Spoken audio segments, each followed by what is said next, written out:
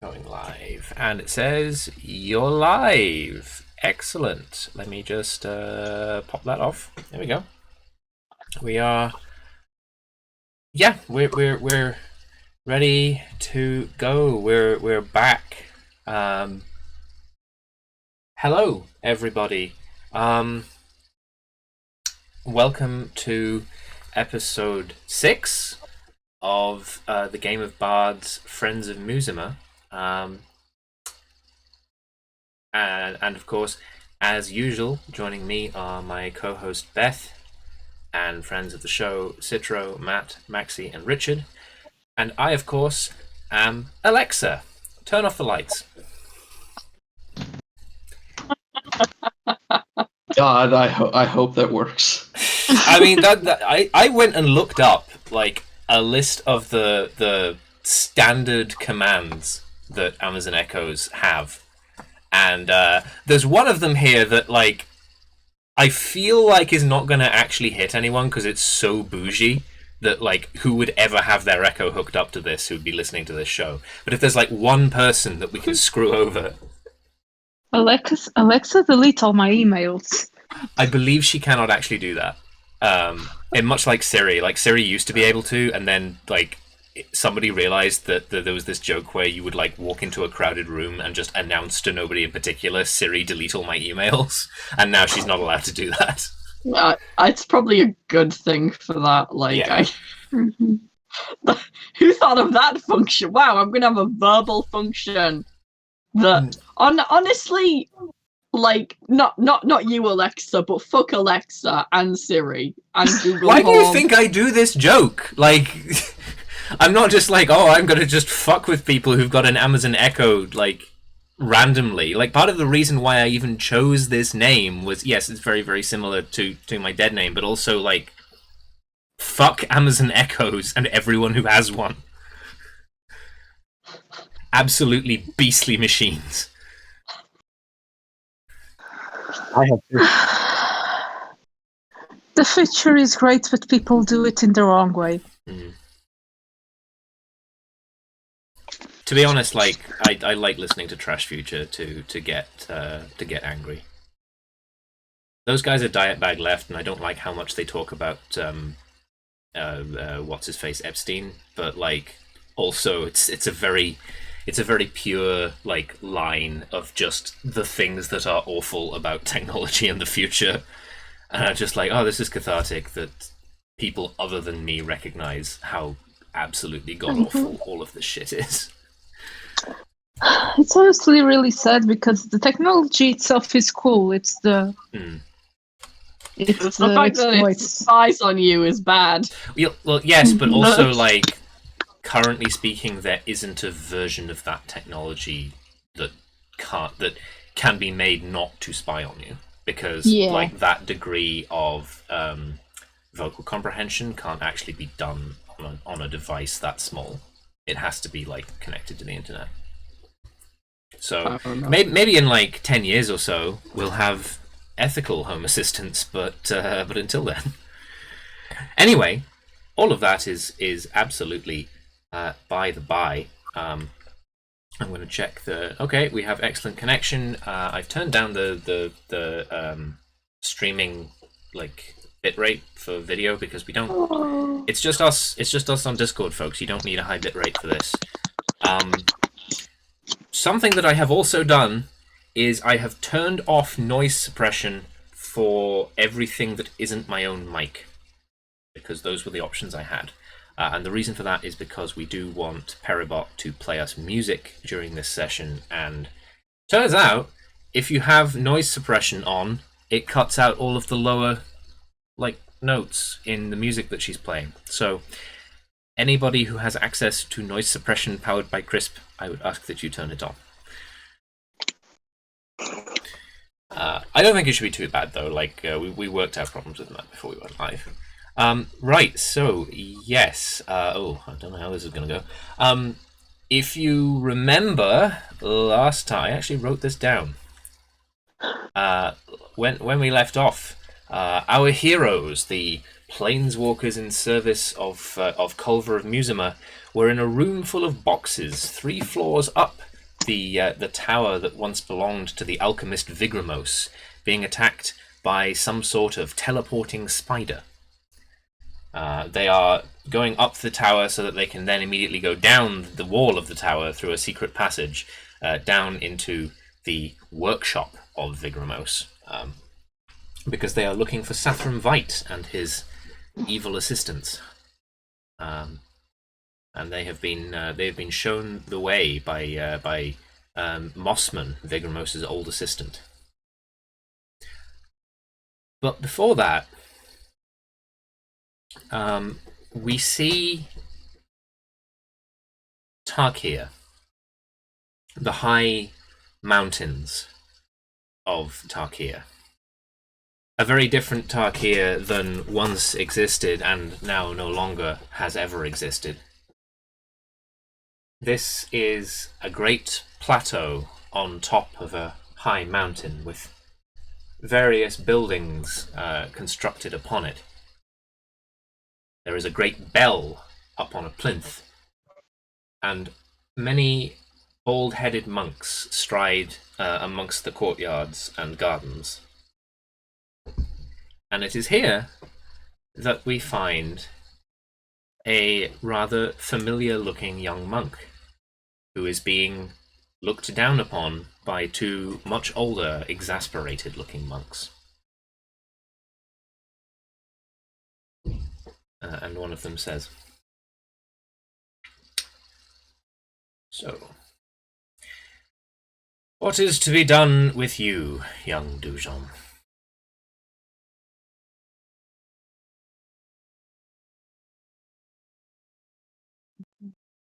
Well,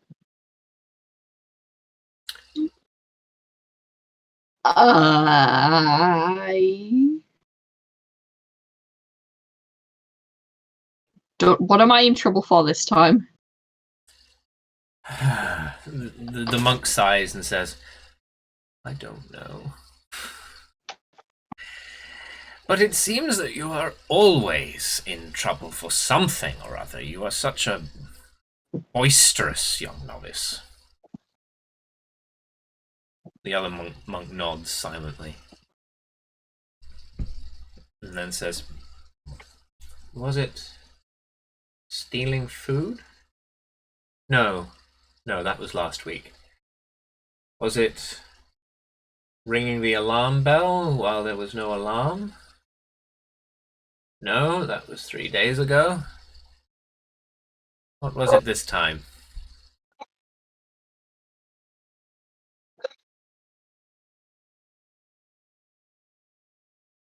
"Oh, yes, fighting." I mean, we're learning how to do that, though. We learn how to fight based on the ancient arts of the Ojutai. We do not learn to brawl in the mess hall. Okay, but in my defense, I didn't start it, but I finished it. I think it's up to you whether that's a persuade or deception roll. It's a persuade roll. Okay.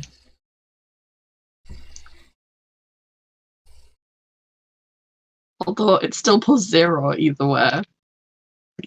Fair enough. That's a nat 1. Neither of the monks believe you. I feel like I know this inherently. They never believe me. They look at each other with thin-lipped smiles and say, "It is high time that we consulted Lord Ojutai himself about this matter." And each of them puts a firm hand on your shoulder, and they begin marching you into the building in front of you. You come through the entire building to a great courtyard that looks out onto the cliff beyond. And there, seemingly practicing his movement, is the great form of the dragon Ojutai. You've seen larger dragons. You are given to understand that of the 5 dragon lords, Ojutai is physically the smallest, but he's still the largest being that you see on any kind of regular basis. He's very, very big. And he turns as he hears the monks approach and looks down upon them with his great snake-like neck and says, "For what am I disturbed, brothers? Pardon our intrusion, Lord Ojutai, but there is business that we seek your counsel on." "Business? What sort of business?" "The business of this novice, Dujon."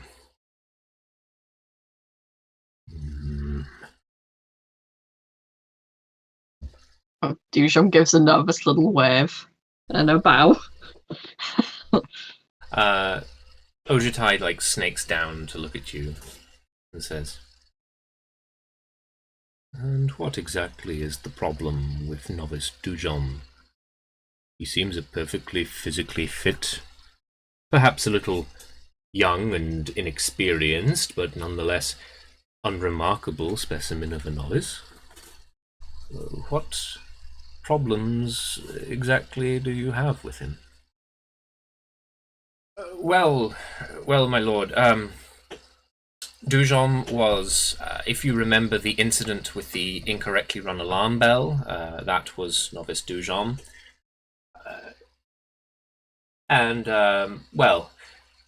Just recently we have found that that Dujon has been starting fights in the mess hall. There was also the incident with the paint. I don't know if you remember that one. And of course also the incident with, well, there's too many to list, really. He's a consistent troublemaker, and it seems that any time that he's not observed, some sort of nonsense begins to happen. He's rude. He tends to call the masters by improper names, and he is far too childish in his actions. We are at our wits' end with attempting to teach him. I see. And what do you have to say for yourself, novice Dujon? I mean, I don't start fights in the mess hall. That's the others who start fights. I did say before. It's not my fault you don't believe me. The bell, that was an accident. And stealing food, that was, a mistake, sure, but I was 10 years old, and I'm not 10 anymore. You guys are like last week, and I'm like, that was a long time ago. You guys hold a lot of stuff over my head. It's been a while, I think I'm progressing at a fine and steady pace. So I'm a bit playful, so I'm a little bit, kind of a fun guy, I'm a bad monk. I can fight dead good, and I can set fire to things. Ojutai holds up a hand. Stuff. I think I'm doing pretty good.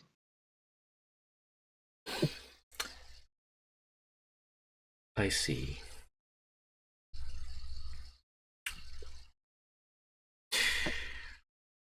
It seems to me that there is a mismatch between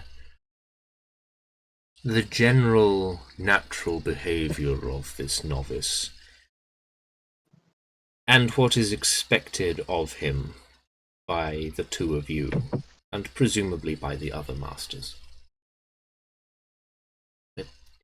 Yes, master. Bear in mind that I do not necessarily believe that there is anything particularly wrong with the behavior of this novice as it comes to what is natural to a human being. However, I appreciate that it may not be entirely appropriate for our order. Are you happy here, Novice Dujon? Do you feel that you are reaching your full potential? Are you bored, perhaps? I mean, I don't really know what my full potential is. Um,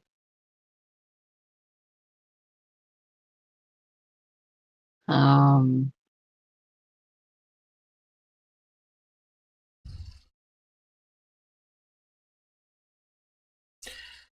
I suppose this is true of any given individual.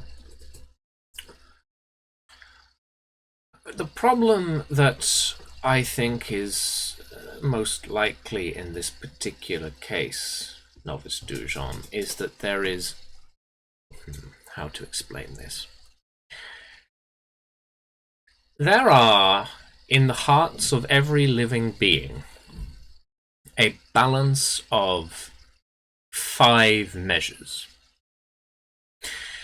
One could say that it was 6, although I believe that the 6th is more a strong expression of the lack of the other 5. So let us call it 5. And we will say that they are associated, one would say, with colors. That's the easiest way to describe it. When I founded the Ojitai, it was in the service of creating a force and a community that would primarily value the colors of white and blue. There are whisperings, I suppose, of a parallel or perhaps older order that was very similar, except that it also allowed for the introduction of the color red. Personally, I don't believe that it is necessary for the color red to be encouraged in these sorts of organizations, and yet there are some beings whom are centered so much around the red part of one's spirit that they will never be happy in an environment that does not nurture that, and there is absolutely nothing wrong with that. I think perhaps, Novice Dujon, that you are one of these beings, and I would therefore suggest that you leave our order, and that you were perhaps to associate yourself either with the Free Goblins, or perhaps more advisably with the Kolagan or the Ataka.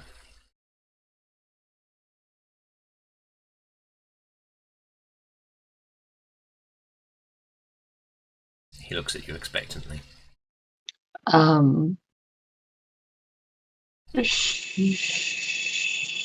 Sure. Yeah, yes.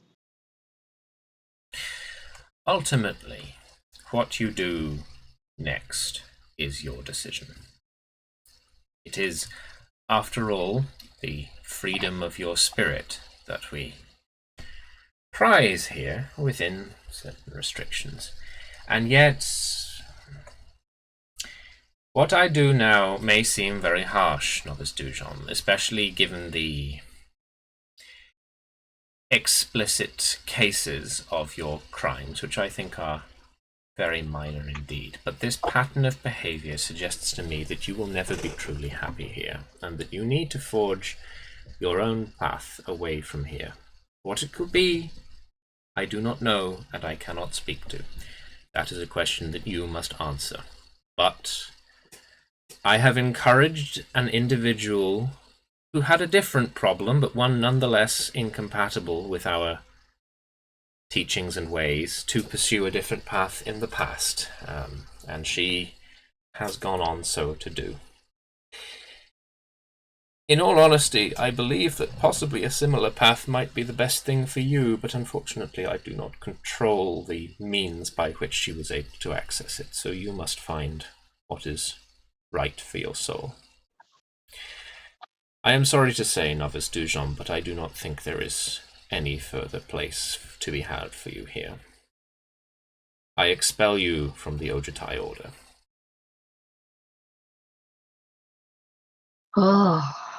He stands up and turns around and says, I have made my decision. Leave us. Escort the ex-novice to the front gates, and then come back to me. The masters march you through the courtyards again, past all the people you've come to know. Do you like anyone here? Nah, not really. Fuck them all. Dujon doesn't have, like, friends amongst the elder novices or anything?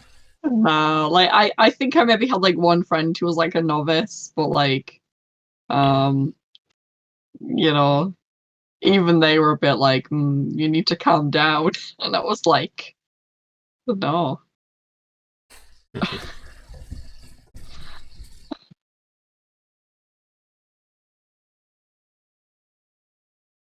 Okay, so yeah, you're let out at the front gate, along with your meager belongings.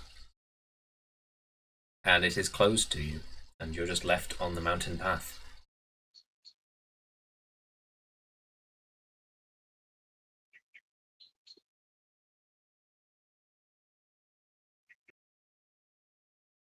Like, I guess I kick a few rocks around. I look back and I'm just like, I had stuff in my room, but okay, I guess. And I guess I head out into the world. That primarily involves coming down the mountain. It's a surmountable mountain, but it's still quite high up, and there is occasionally a treacherous gap in the path that you need to navigate. But before very long, with the sun high in the sky, you think you've made a decent amount of progress downwards. And that's when you hear a twig snap above you.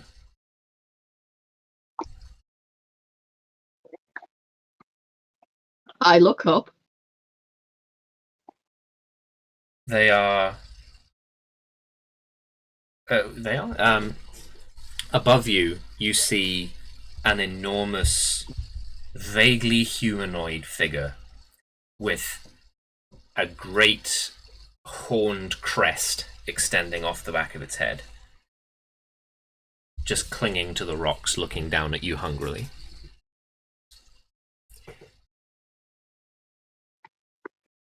This is an ogre.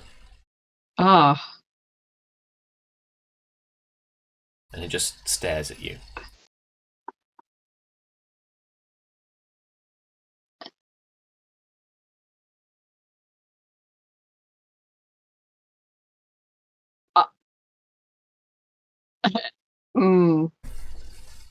Bye. I start running. It leaps off the side of the mountain towards you and down onto all fours and begins ferally pursuing you. I'm too pretty to die.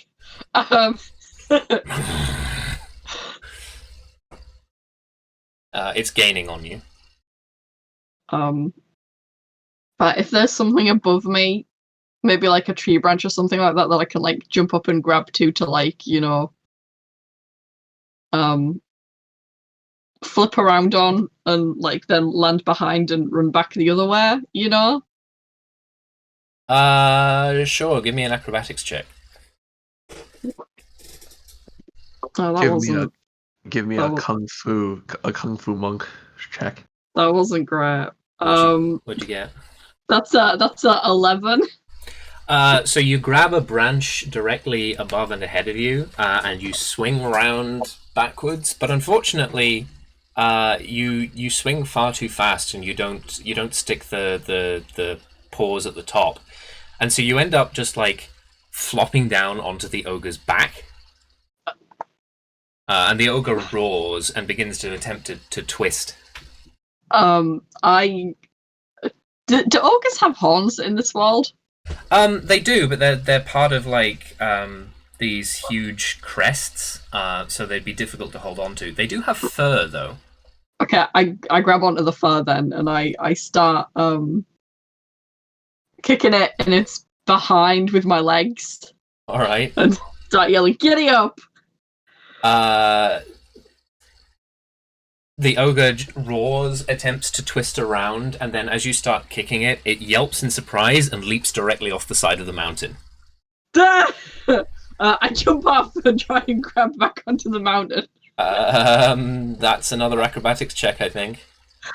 I'm going to use a different dice, because that one's been pretty nasty to me so far. Okay, that's better. 18. Yeah, you managed to grab onto a tree branch that was like sticking out of the side, but now you're just stuck on that, and you see the ogre just sort of falling down past the cliff until suddenly a great flying shape just snatches it out of the air. Oh man, the real world sucks. And you hear a flapping noise, and then the shape disappears like further up the mountain, and you hear a crunching. Oh no! This is not an Ojutai dragon. This is something larger and scarier, and you don't like it. I think maybe this is an Ataka dragon that you realize is flapping about here, which means that it's entirely possible that it might decide that you are dessert. Oh, great. You can feel your grip on the tree is loosening.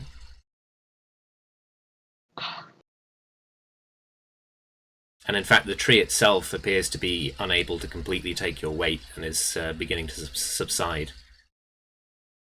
There is only empty space below you.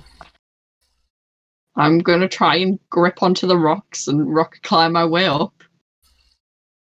Okay. You know, find another foothold and scrapple my way back onto the path. It's certainly better than falling. That's straight up athletics. Oh no. The only good thing about this is I know I can't die right now. It's true. That's a 13. No. Your hands slip away and you fall down into the chasm. I had a good run. And just as you expect to feel the rocks crack against the back of your head and oblivion, the fear just boils up out of you, and you feel your entire body just sort of dissolving into air. And then suddenly you collapse onto a wooden floor. Oh. And looking around, you see a dark wooden structure, the inside of which it smells very, very strongly of alcohol, but not the kind of, wine that you're used to occasionally coming through the monastery. There are a group of very strangely dressed humans, all of whom are just silently turning to look at you. Some of them seem to be like pouring over like a table that is covered in maps with like little weirdly shaped pieces of wood on it, and others have in their hands enormous tankards of what you presume to be some sort of alcohol. And then one of them points at you and says, "You see?"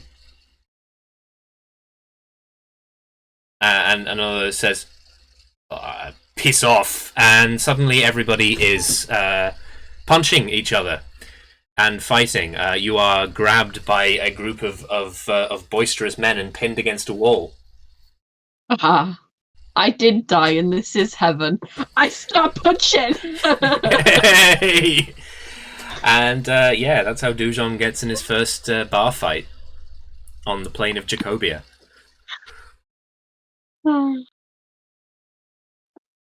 Having interrupted a very important but unfortunately quite discordant meeting of the rebellion. But if we snap back to the present, Dujon is once again threatened with extreme danger because of what is it? This thing. Oh, the spider, yeah. Yeah, a giant spider. I say giant spider. It's actually large size, but spiders in general usually do not get to be the size of a human being. So, you know, Any size bigger than normal size spider is a giant. like this is an 8-foot wide spider, so you can kind of get that, like, you know. It's a thick boy. Also, I love this. So you didn't take the Smuggler's Caves, right? I had like a whole load of monsters like lined up for the Smuggler's Caves, and one of them, which comes from the Ghosts of Saltmarsh adventure, is called the Huge Giant Crab. And I get that what they're trying to say is that the giant crab from the monster manual is a different species of crab to regular crabs, and this one is a giant one of those. But it still sounds dumb. Like, it's a huge giant crab. Anyway, yeah, so you are around about, I think, halfway up Vigramos' tower, and you are being attacked by this spider. So I guess everybody roll initiative. Huge giant spider. I got this. We should be fine. Oh, fuck. I don't like it when you say that. Okay. Well. Also 7. Okay, so who got What are we rolling? Sorry? initiative? Roll initiative. Oh, okay. So, oh wow, 3 of you got 7. Each and Yin got 10. Palomino got 18, and the spider got 16. So it goes Palomino.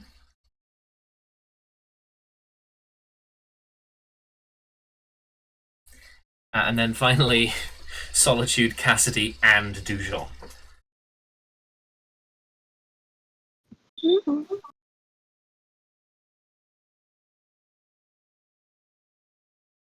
So, I guess, yes, it's Palomino first.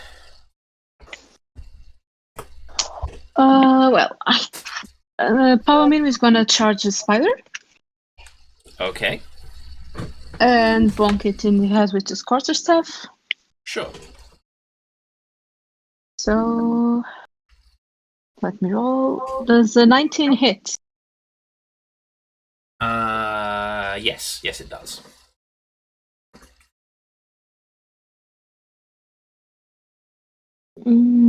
So that's 9 damage and 5 from the hooves. So 14 damage total. Oh, okay. And then let me roll for my second attack. That's 13 plus 7, 20.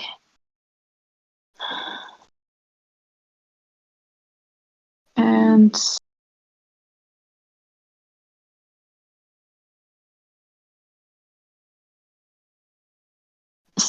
seven hoof damage and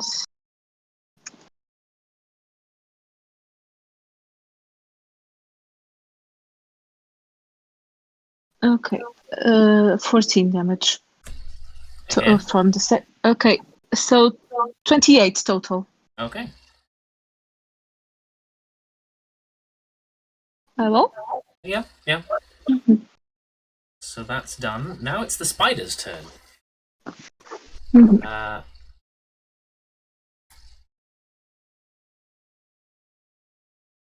Oh, I see. Okay.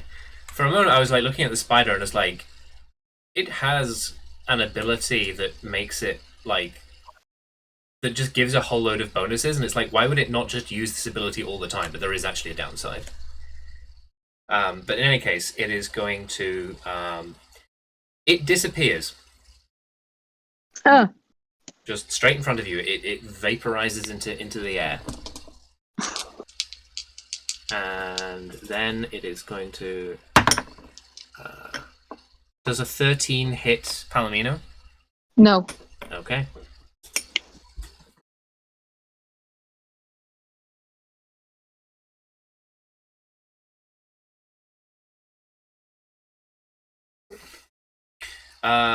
Then it is I Ching-yin's turn.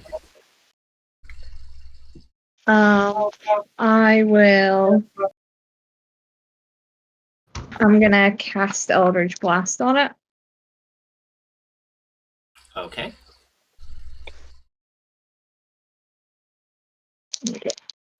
I have 2 beams of Eldritch Blast. Well, hold on. You say you're going to cast Eldritch Blast on it, but don't you have to be able to see the target for Eldritch Blast? Says towards a creature within range.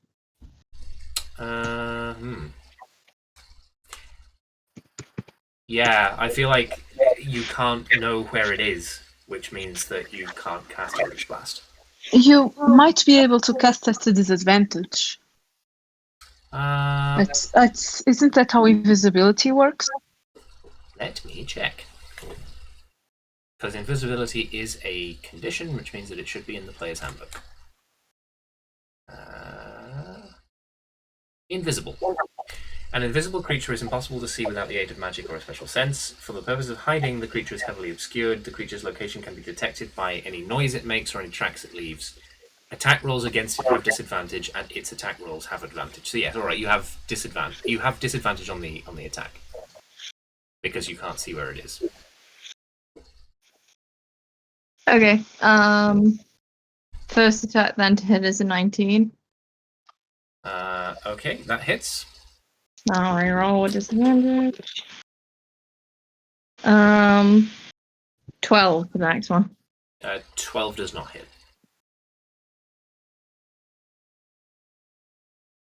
I will fire a single beam, which does 6 points of force damage. Okay. 6 points of force damage.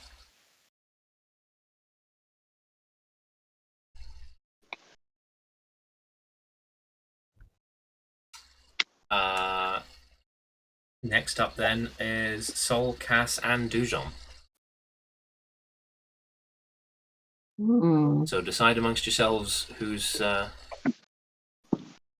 doing that first. To be fair, I think out of all of us, Dujon was probably the quickest, so I think it would make more sense for me to go first. Yeah, go for it. So we got this big fucking spider, yeah? Well, you did, and then it disappeared. Bad. Don't like that. Nope. I think probably I Ching-yin has sort of confirmed that it's still there. It's just invisible. Okay.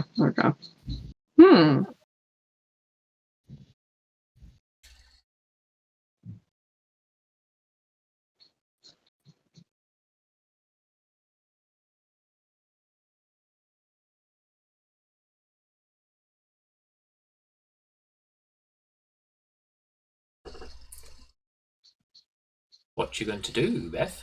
I'm thinking, aren't I? I'm thinking. Well, if you're thinking, does somebody else on the same initiative want to go? I'm trying to keep up the tempo here, you see. I know. In that case, let's see. So do I like see vaguely where like the beams hit? I mean, you would see where the beam like disappeared, but that, Sure, that doesn't mean the spider's still there. Sure. Actually, let me. You would know, roughly speaking, where to aim something, but you would still have disadvantage. Give me just check my warlock spell list, and I'll see what I can do about this. So I need to remember that I have spells. Always use them for like my smite. Oh. Oh, I forgot I took this one. Okay. Let's see here.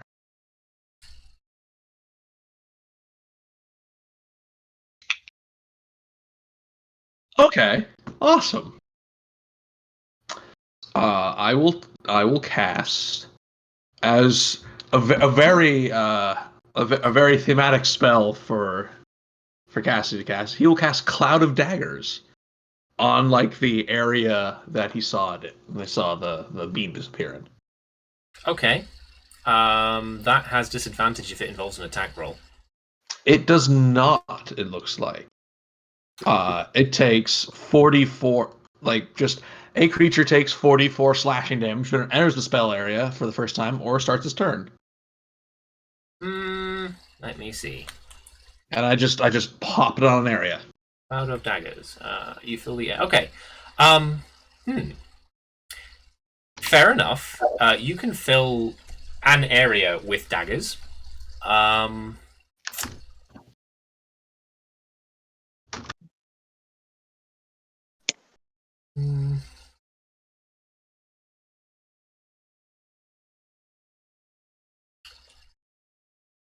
Fair enough. I mean, there's nothing like in the rules that say that you can't do this. I feel like there should be some degree of like confusion as to whether the space that you fill actually has the spider in it, but apparently not. So yeah, it has to make a save. What kind of save? It doesn't make a save. Is it that it only takes damage on its turn? Yeah, it only takes damage when it starts its turn. Okay, so we'll just remember that that's there. Yeah, he just like fills the area with just like all these like slashing daggers. Is Dujon ready yet?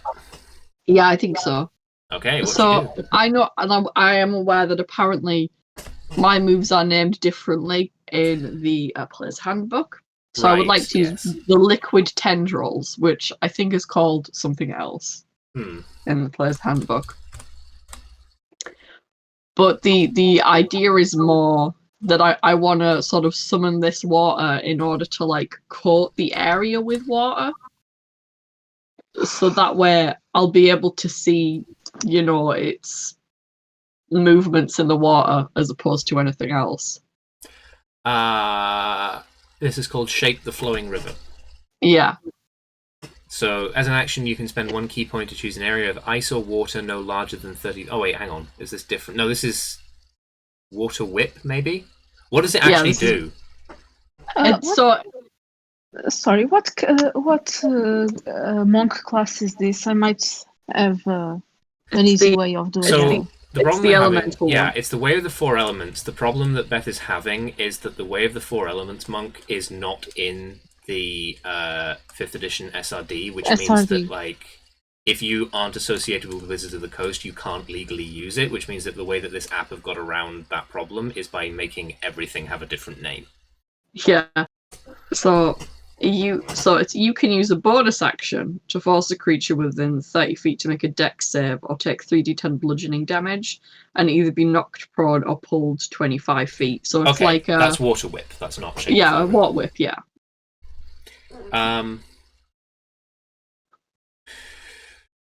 It explicitly says a creature that you can see that is within 30 feet of you. So like I don't think that will work. See, like, on mine it doesn't say a creature you can see. Well, it was a bonus action, it's fine. Okay. I still don't know what to do. When I can't see something, I'm a lot less effective. You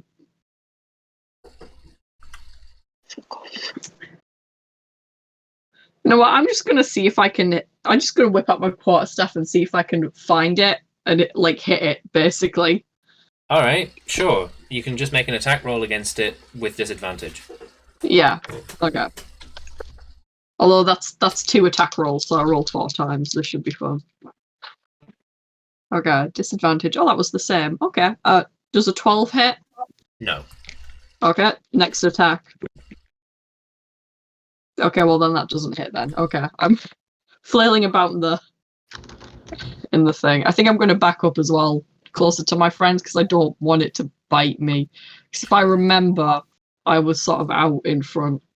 Yes, if you went in to engage in melee and now you're backing up again, it will get a what's its face attack of opportunity.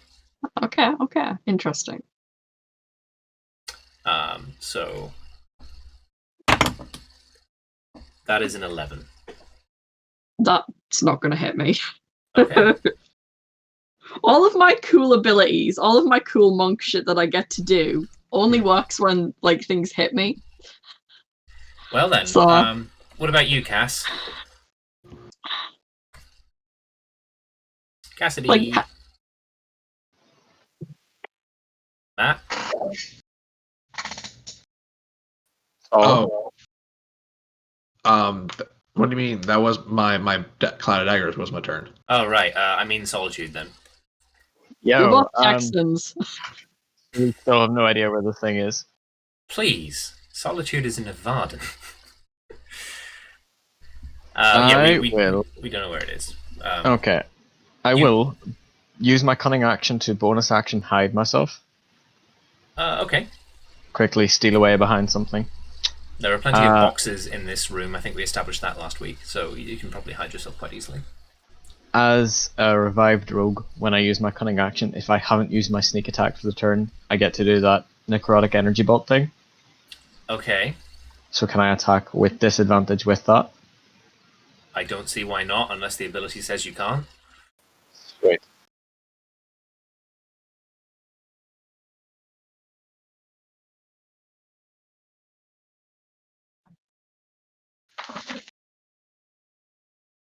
Uh, 25. No, that was with advantage. Sorry, 18. 18's still good. That will hit. Sweet. That's 40. 17 total. What kind of damage is this? Necrotic. Okay. Yeah, 17 damage. And then I will ready my action for when it appears to throw a dagger. Okay, sure. So was that a bonus action then? Yes, rogues do cunning action, which lets them dash, disengage, or hide as a bonus action. Yes, but is not doing that as a bonus. Do you not then have to like? Is that a free tie-on? I guess is what I'm asking. Yes, the revived rogue bolt thing is like a free tie-on to that. Just if and when you use cunning action, this happens as well. Right. The limit is that you have to use cunning action the first thing in your turn. No, the limit is that it uses my sneak attack, which means if I've already used my sneak attack, I don't get it. If you haven't used sneak attack, and when you use that in your turn, you can't just do that. Yes. I can show you the PDF if you want. That would probably help. I mean, please donate to our Patreon so that like we can get Beth D&D Beyond. I do have D&D Beyond. I'm sharing with you guys. That's what I'm doing right now. I mean, I have D&D Beyond as well. It's the thing that I really like about D&D Beyond, by the way, is like a quick aside, because I'm not a fan of like having to buy all the books again. But what I am a fan of is that they like carve up the books piecemeal. So if there's just like, if for instance you're like me and I'm like, I don't want to buy Eberron Rising from the Last War in total because I don't want to run Eberron, but I do want to buy all the stuff that pertains to the Artificer class, I can just buy that stuff and it's really cheap. So that's actually like quite helpful. I should have been able to send you the PDF parts with the relevant. Okay, I'm not gonna look at it or use it. Yeah, like Beth has that PDF. That's not the problem. I have it. I have the book. No, I just it's can't like be bothered to. it's literally pick up 4 the book. pages, 3 pages that I. Yeah, cut no, it all it's open fine. for you. I have the book. It's fine. I'm just not gonna look at the book. I don't care. Mm-hmm. It's like Thank you for sharing it. I Beth appreciate uses the this help. app because that Yeah, like but allows at us to least actually, Alex says it's really close by whenever she needs to compare. Yeah. I just suggested D&D Beyond because it actually has like an interface the way that the app does, which means that like you know, you could actually use that instead. Yeah, whatever. Sorry for helping. You didn't really help, you see, but you couldn't have known. So it's fine. Maybe after you use any action, you can make a ranged spell attack. Okay, right, yeah. So that is the condition, right? Yeah, sure. You can ready your action to attack as soon as it becomes visible again.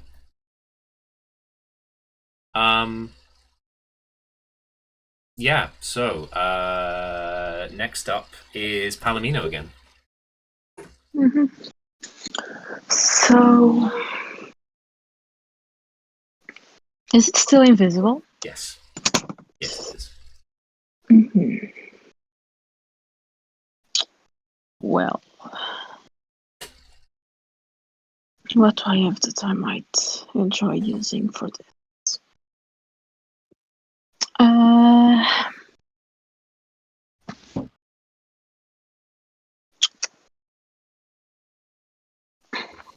I think Palomino is gonna straight up cast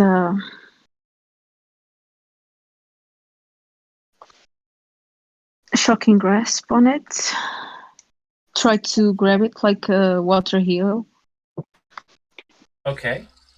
That will have disadvantage if there's an attack roll involved. Of course he does.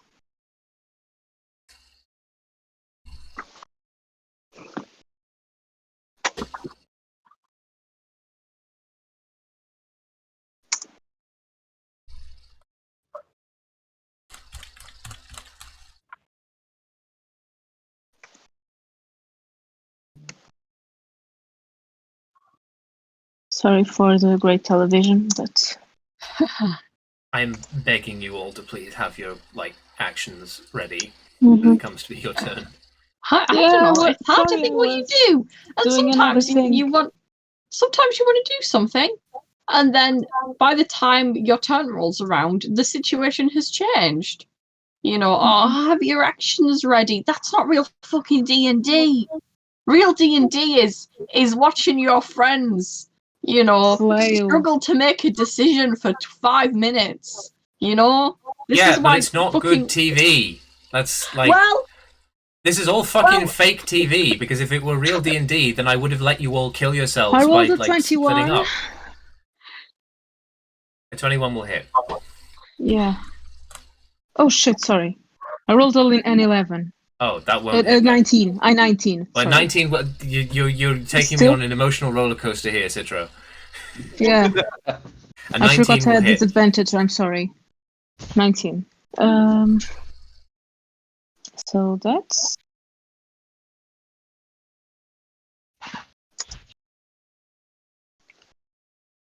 That's 12 damage, and for my second... 20 plus 8, D.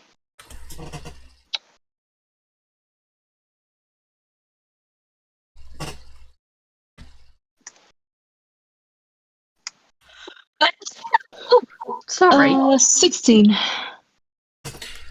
16, 16 damage? Yeah. What kind of... No, the first was 12 damage. Does a 16 hit? A 16 does hit, yes. What kind of Okay. damage are you dealing? Because it's actually kind of important. Electricity. Lightning? Yeah. Okay. Well, add it all up at the end if it's the same damage. 23 total. 23 total damage. Okay, so that's 12. Rip in peace. And it's its turn again. Mm-hmm. I'm gonna roll. Oh, okay, cool. I guess it's gonna attack. Oh, just turn. Give me a moment. I have to roll my my daggers. Oh, right. Yes, you do. I think. Actually, give me a moment.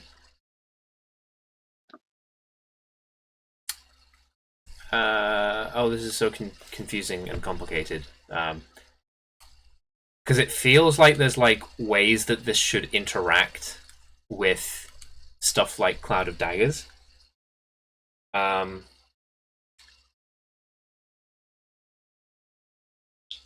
Okay. No. Do your damage. Okay. 64, because I have to cast it at third level. Alright, takes 17 damage. Okay. I think these are non-magical daggers. It doesn't mention them being magical, and it kind of implies that the spell just creates daggers. It is a spell, though.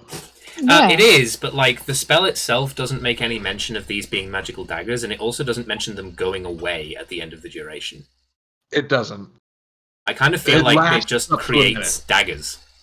I mean, it's a spell and would do spell-like magic damage. That doesn't follow I at would all. like to have it. Yeah, I guess like the choice that you make is either these are magic daggers, in which case they go away when the spell ends, or they're non-magic daggers, in which They case absolutely go away when the spell ends. well, Yeah. if they're non-magic daggers, they don't go away. Wizards cast Cloud of Daggers, and then just there's a huge Yeah, I don't have selection of infinite cutlery daggers. in the floor. You could just pick them up. You could replace all those daggers that you gave to Vermin. And by all those daggers, I mean one, because his wife stopped you from just giving away all of Saul's daggers. All right, sure. That was Solitude. Yeah, that's Aldu's problem. I don't think your claim that spells automatically create magical weapons holds true, but you can totally say that these are magic daggers if they go away at the end of the spell. Oh, I mean, like, if it's like damage from a spell. It's not, What though. It's damage from the daggers. Like, they're spinning daggers. That's all they are.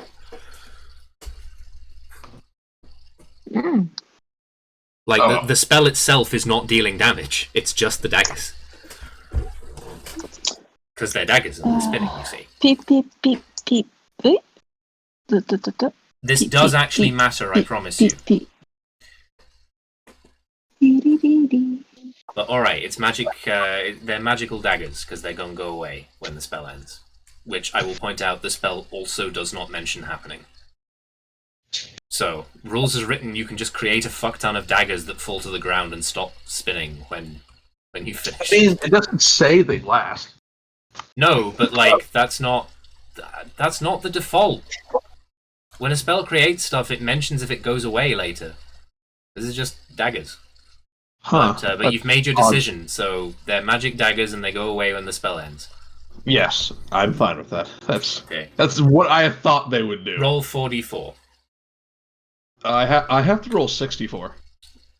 Did you cast with a higher spell slot? I have to. I'm Oh a yes, warlock. because you're a warlock. Well, roll 64 then. Okay. 16. Okay. Now, it is going to. Well, yeah. Let me see.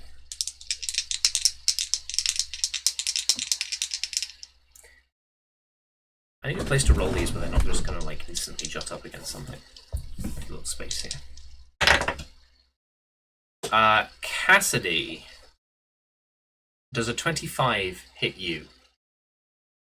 Yeah, it's Okay. actually. You Do can't. I need to know. I need to know if I have a spell for a moment. Give me a moment, because I can make it miss me. If I have the spell, give me just a moment. Do I have it? I do. Okay. I make it like equal my AC now. I cast shield Okay. because So, Hexblade has the shield spell. and that does what exactly? +5 to my AC for the turn. Okay. So, what is your AC now? 25 now. Okay, it still hits you then. I don't. Oh, I thought you said 25. I did. Matches hit. I thought ties went to defender. No, they don't. Beats it. Beats it. Yeah. So, Oh. I mean, I'll let you take the shield back if you want, since you didn't know that rule. But like, it's gonna hit you. Yeah, it's. I don't know. For some reason, I always felt like we always play that way. Anyway, doesn't matter. Well, Okay. we definitely don't, because this has happened before, where like stuff that has happened that like has met an AC and it's still hit. But there you go. Yeah, you feel yourself being restrained. Everybody else, Cassidy disappeared. Oh shit. And it's I Ching Yin next. Okay. I'll do some more Eldritch Blast. At what? Where the Cloud of Daggers is. Sure, okay. So it's disadvantage. Yeah, I guess so.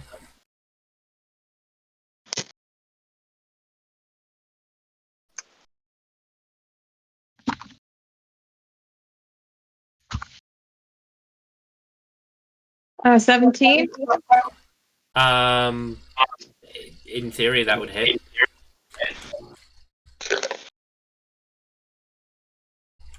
Same again. Mm-hmm.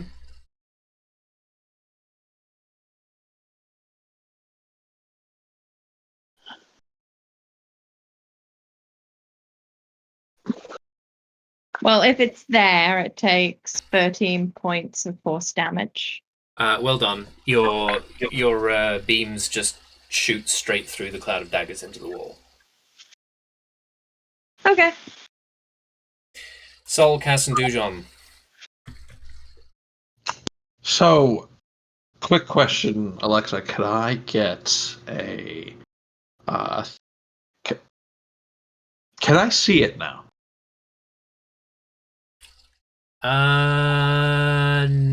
No. No, you can't.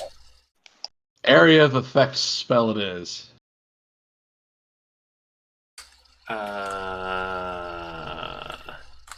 Now, restrained. Yes. Am I restrained? You are restrained. Your speed becomes 0. You can't benefit from any bonus to your speed. Attack rolls against you have advantage, and your attack rolls have disadvantage. And you have disadvantage on dexterity saving throws, but you can cast spells. But I'm going to say that actually you can't cast spells because one of the things that this does is you're trapped in webbing. Basically, I don't know if you know that because the webbing is invisible to you. So I'm going to say I can touch it. I can feel it. So yeah, I'm going to say you can cast any spell that doesn't have somatic components. Well, that's bad news for me as a warlock then. Yeah. I mean, to be honest, it's bad news for most spellcasters. I think there are very few spells that don't have somatic components. Well, I do have one that doesn't have a somatic component. Oh. And what would that be? The spell is called I Have a Sword. Now That's the best spell. I would point out that I Have a Sword is quite possibly the most somatic spell of all. Yes. Surely. That is in fact not... Yeah, your claim is not correct. Yes, but restrained, it also doesn't say that my arms are pinned. It doesn't, but conditions can have additional stuff put on them by the DM, and I'm saying that your arms are definitely pinned because that is the point. That is the point of being in Spiderweb. Okay.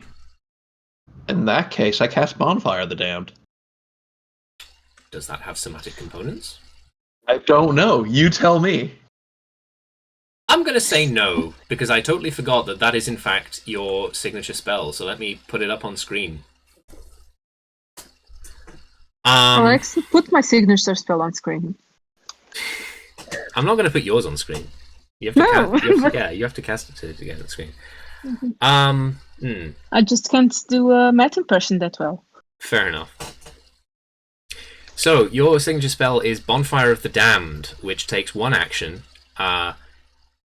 You need to be able to target a creature, but since it doesn't actually involve a spell attack, there's basically no problem with the spider being invisible. That creature takes XD6 fire damage, where X is your total level. Your total level is 7, so this will be 76 fire damage.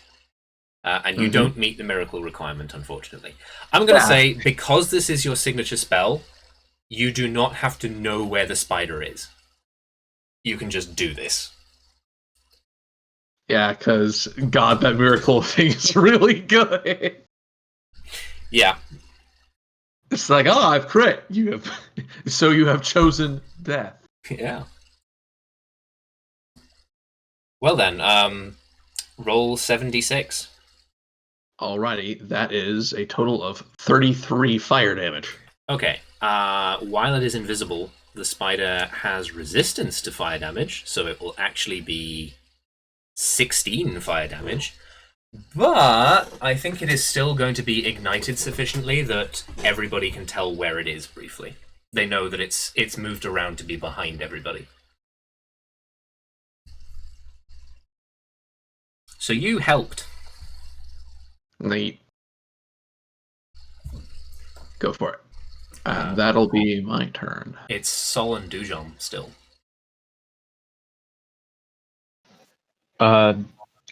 Saul is just going to.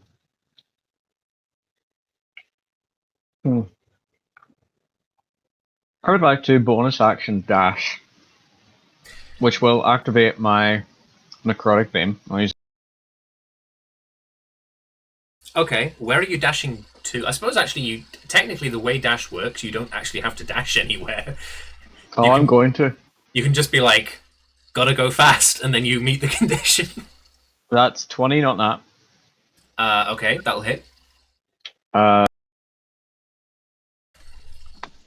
So 13 necrotic damage. Okay. It is not resistant And then to necrotic damage. I'm going to normal action dash. Sure.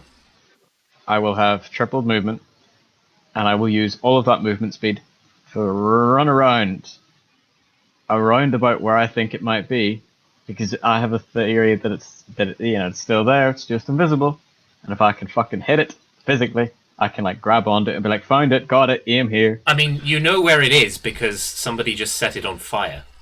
Oh, I didn't realize you could see that. Fantastic. No, yeah, I mean, like, the fire's burnt out, so you only got, like, a brief glimpse of where it is, but, like, yeah, you know where it is. Then even better, I'm still just going to bail over there and grab onto it. Okay, you grab Does onto it its smell thorax. smoky? What does cooked tarantula smell like? It does smell smoky. I think some of the boxes kind of got hit as well. Like, they didn't actually ignite, but they sort of got smoldery. It smells of charcoal.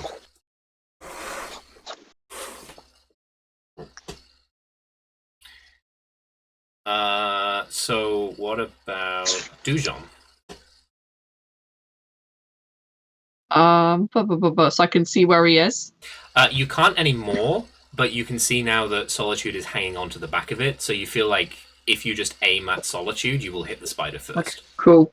Well, I'm gonna run up, and I'm gonna smack it in its face, and I'm gonna expend a key point to stun it as well. So. Okay. So does it have to make a save? I think it does. Give me a second.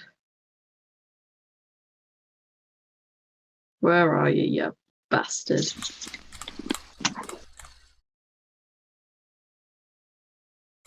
Do do do do do do do do do do do. This is Stunning Strike.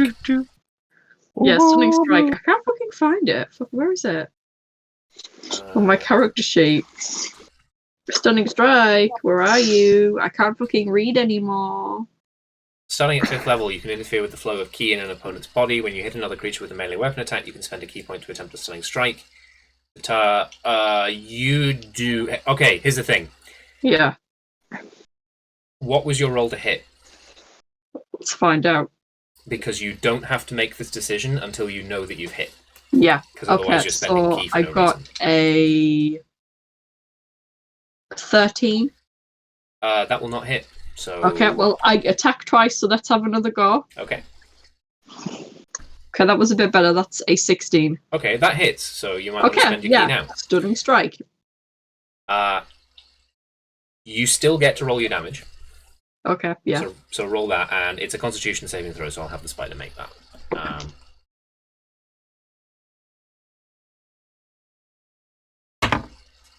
It got a 21. That probably makes it. I don't know what it's saving against. Uh, Because I don't have a spell attack, because I'm not a... you don't, but I think monks get... because they can cast spells, they get like a thing, and I think it's your dexterity it uses. Yeah. Okay. Yeah. Well, then it wouldn't unless I'm adding my modifier to that. Well, I it's don't like you think would it make makes a that. spell save DC, and like the way that a Yeah. wizard does, but you would use your dex. I think it might be your constitution instead. I'm trying to find where the hell it is. Because I know this is a thing that they have, right? Well, we've done this before, but I can't remember what I used. So Yeah.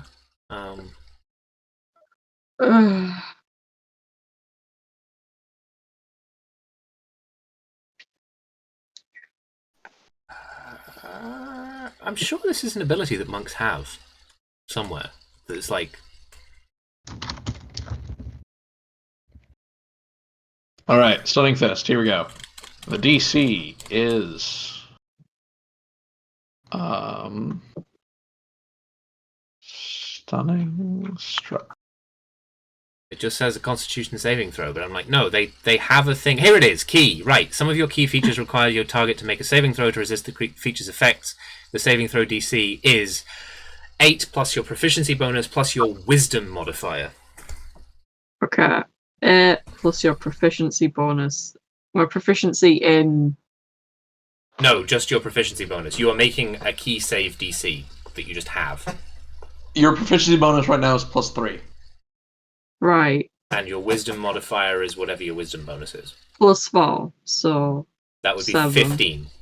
In 15. total. Yeah. Okay. So that it did makes make sense. it.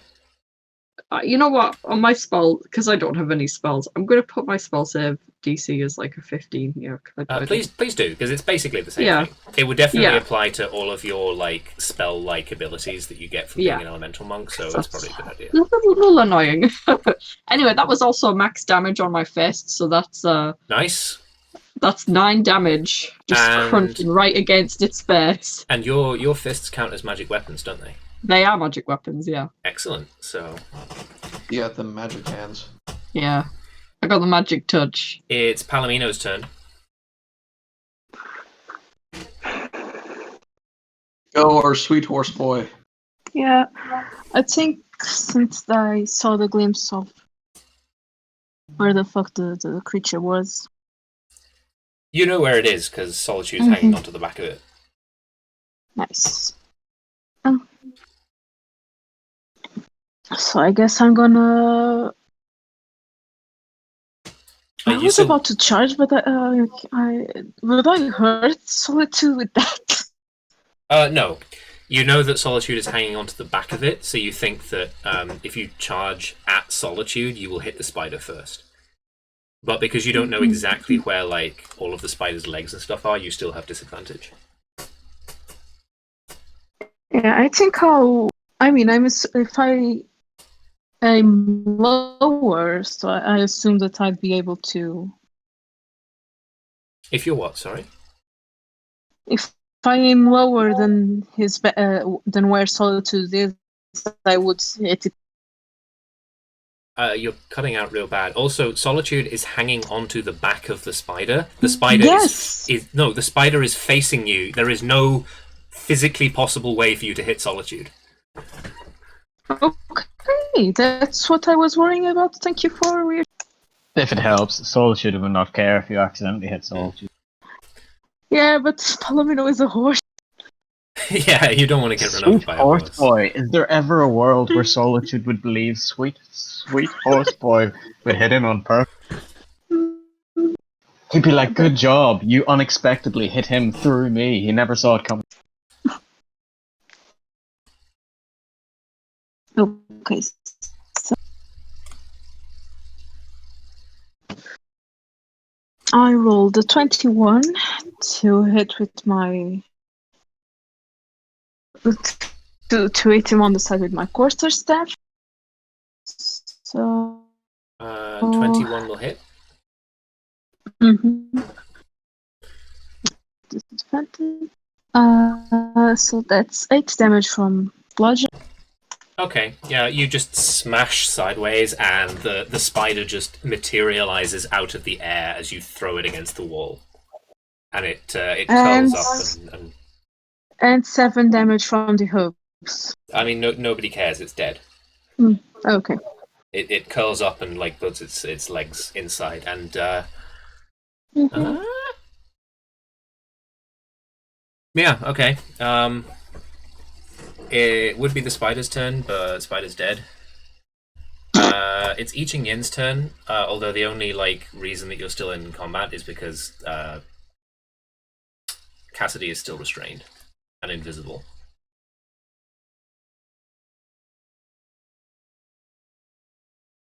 Okay.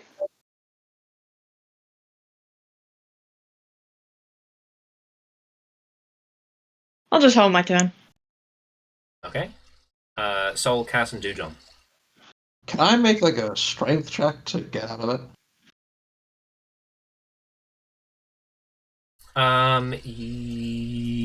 Yes, you can actually. So I have a really silly idea. But I don't think it's gonna work because I have to like because of how he has his sword, so it can work. So in that case, I'm just gonna roll strength to try to break it. Oh, that wasn't bad. 18 strength total. 18 strength. Yeah, that'll do it. You break out of the webs, and as you do, you reappear. Well, that was annoying. Let's get going, I guess. Everyone okay? Has anyone been hurt? No, that went good, I think. That's good. It turning invisible was unexpected. Didn't enjoy that.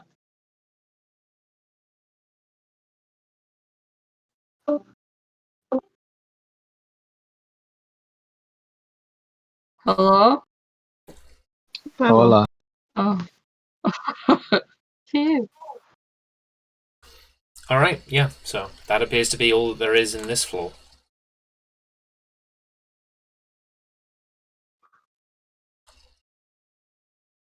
All right, well, let's get going, I guess.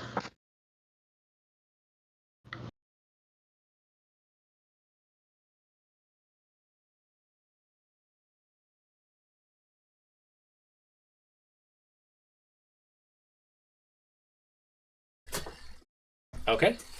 Well, there are stairs on the other side of the room still. I think they're blocked by boxes a bit, but you're able to move those aside a little.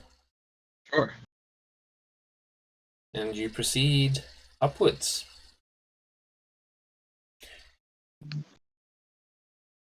I think you come to a room that just contains pretty much nothing except a fireplace and a big round table with a hole in the center that is covered in maps.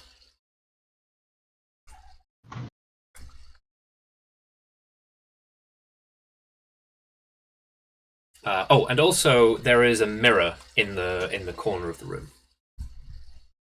like a big floor-length mirror on hinges.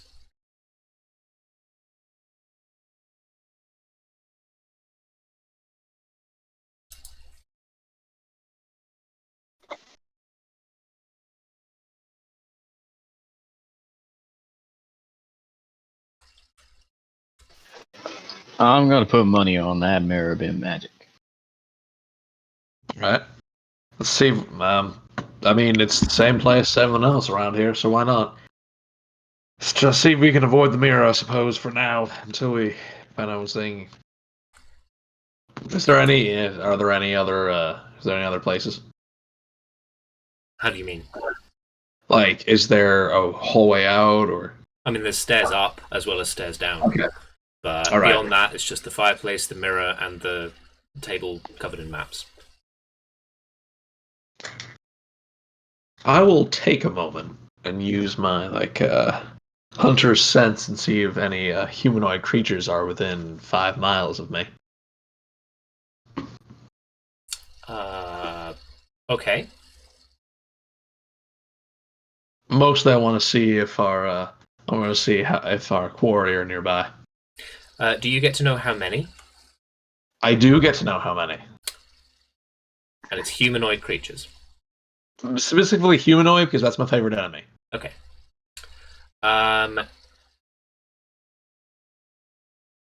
Yes. 4. All right, and Do you know the general direction? do I know the general direction? Favorite enemy. Blah, blah, blah, blah. There's my This comes down as tracking? What ability is this? Is it Primeval Awareness? Monster Slayers Hunters. No, was it one of these? Is it? Give me just a moment to look this through.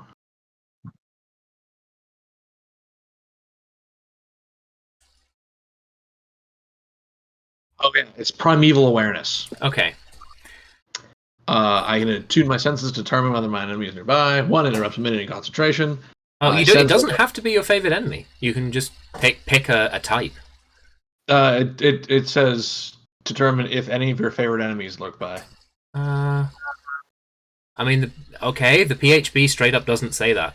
It just says... Oh, well, it's more thematic if it has to be them anyway. Yeah, fair enough. I mean, that's what you're going to be looking for anyways. You're going to be looking for Sathram and Harzog. And specifically those two, that's it. Specifically, if you're in your favorite terrain, you can search up to 6 months. Yeah, but you do have to expend a spell slot to do that. Doesn't say that. Which ranger type are you using? Are you using the main ranger or the UA ranger? UA. That's different. Yeah, it's all I have available to me. Oh, okay. Fair enough. The ranger revised. I don't mind the UA ranger. I think it would have helped if you'd made it explicit to me when you made the character that was what you were doing with, but the UA ranger is fine. I actually think the UA ranger is slightly better, to be honest. But any of your favorite enemies, 1 uninterrupted minute in concentration. Okay, so the trade-off they've made here is you don't have to spend a spell slot, but you can only choose your favorite enemies, and I think that's a fair trade-off, to be honest. Well, yeah, that makes sense. Which of your favorite enemies are present, their numbers, and the creature's general direction and distance in miles from you? Under a mile, and 1 of them is almost directly below you, and 3 of them are a little way to the east, but also below you. Okay, that's fine. All right, so... I mean, I'd say also that, you could probably, because it's within a mile, right, you could probably sense the town, right? Yeah. There's, fuck tons of humans in the town. I'm purposely, ignoring those, lights, basically. Yeah, the sell-off itself has a whole load of humans in it, and I think possibly you might be able to, sense out to sea as well, that there's, a boat or something. Oh, is it? I mean, that boat won't be living very much longer. Probably not, unless it's some sort of ironclad that's sealed itself up from the Nebelgast. The ghosts cannot stop the iron. Anyway,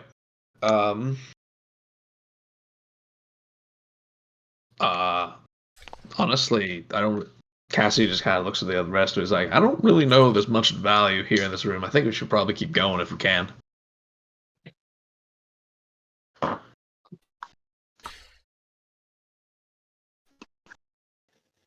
Sounds good to me. Keep time. Yeah, we don't have time to examine this. And I am very, very confident that's probably going to be awful. That he gestures that mirror.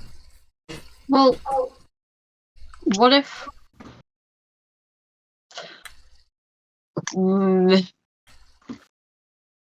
This is Innistrad. Most magic here is pretty awful. You know now I want to touch it. Why did you say that? I wasn't bothered about touching it before, and now I want to touch. If everything goes well, we'll come back and touch it together. Okay, all right. Let's go kick some ass first. Okay.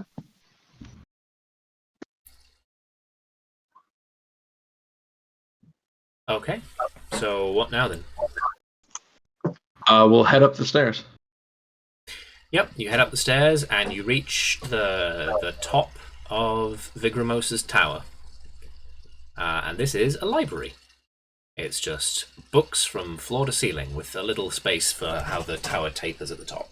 And also some windows that look out onto the Royal of the Nebelgast. What kind of books? Loads of books. All sorts of books. Many of them academic texts on various things that alchemists would be interested in. But some of them, like history and folklore of Innistrad and that sort of thing. I think you all feel your ears pop a bit, and then you hear popping in the air.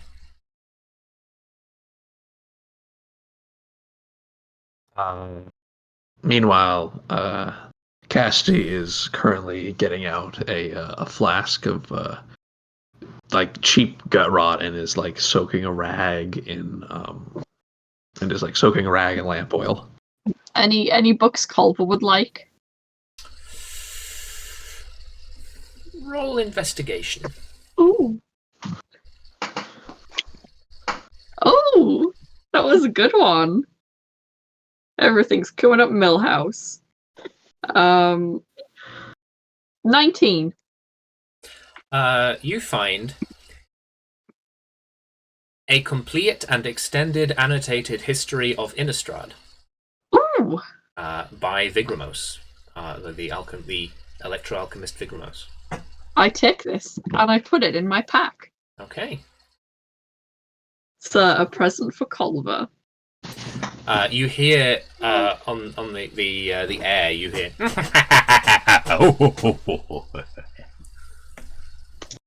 Cassidy begins stuffing the cavity. Begins stuffing the oil-soaked rag into his flask of whiskey. There's a thump as something hits the roof of the building. Well, that's gonna be good. That's not good. Right, I'm gonna start burning this library. Hey. Hold. Cassidy has his makeshift Molotov cocktails about to light it. What? I don't know. We're in a room full of books. We don't know that what we came for ain't right at our feet. I'm not gonna say don't light the place up. I'm gonna say do it at the last necessary moment. Counterpoint. I'm getting horribly sick of constantly trailing behind these assholes. So, if what they want is in this tower, I say burn it all down. I'm gonna say this right now, and far be it from me to say this.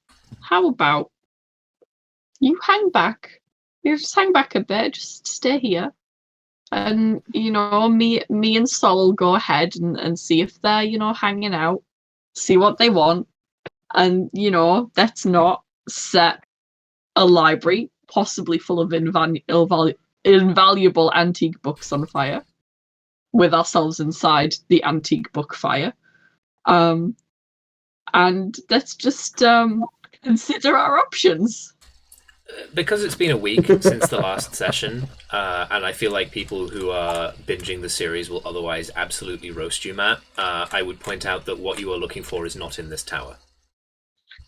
You came into the tower because Mossman told you that the way to get into the workshop, which is in a subterranean, underground place, is to go up the tower, find a secret room, He also wants.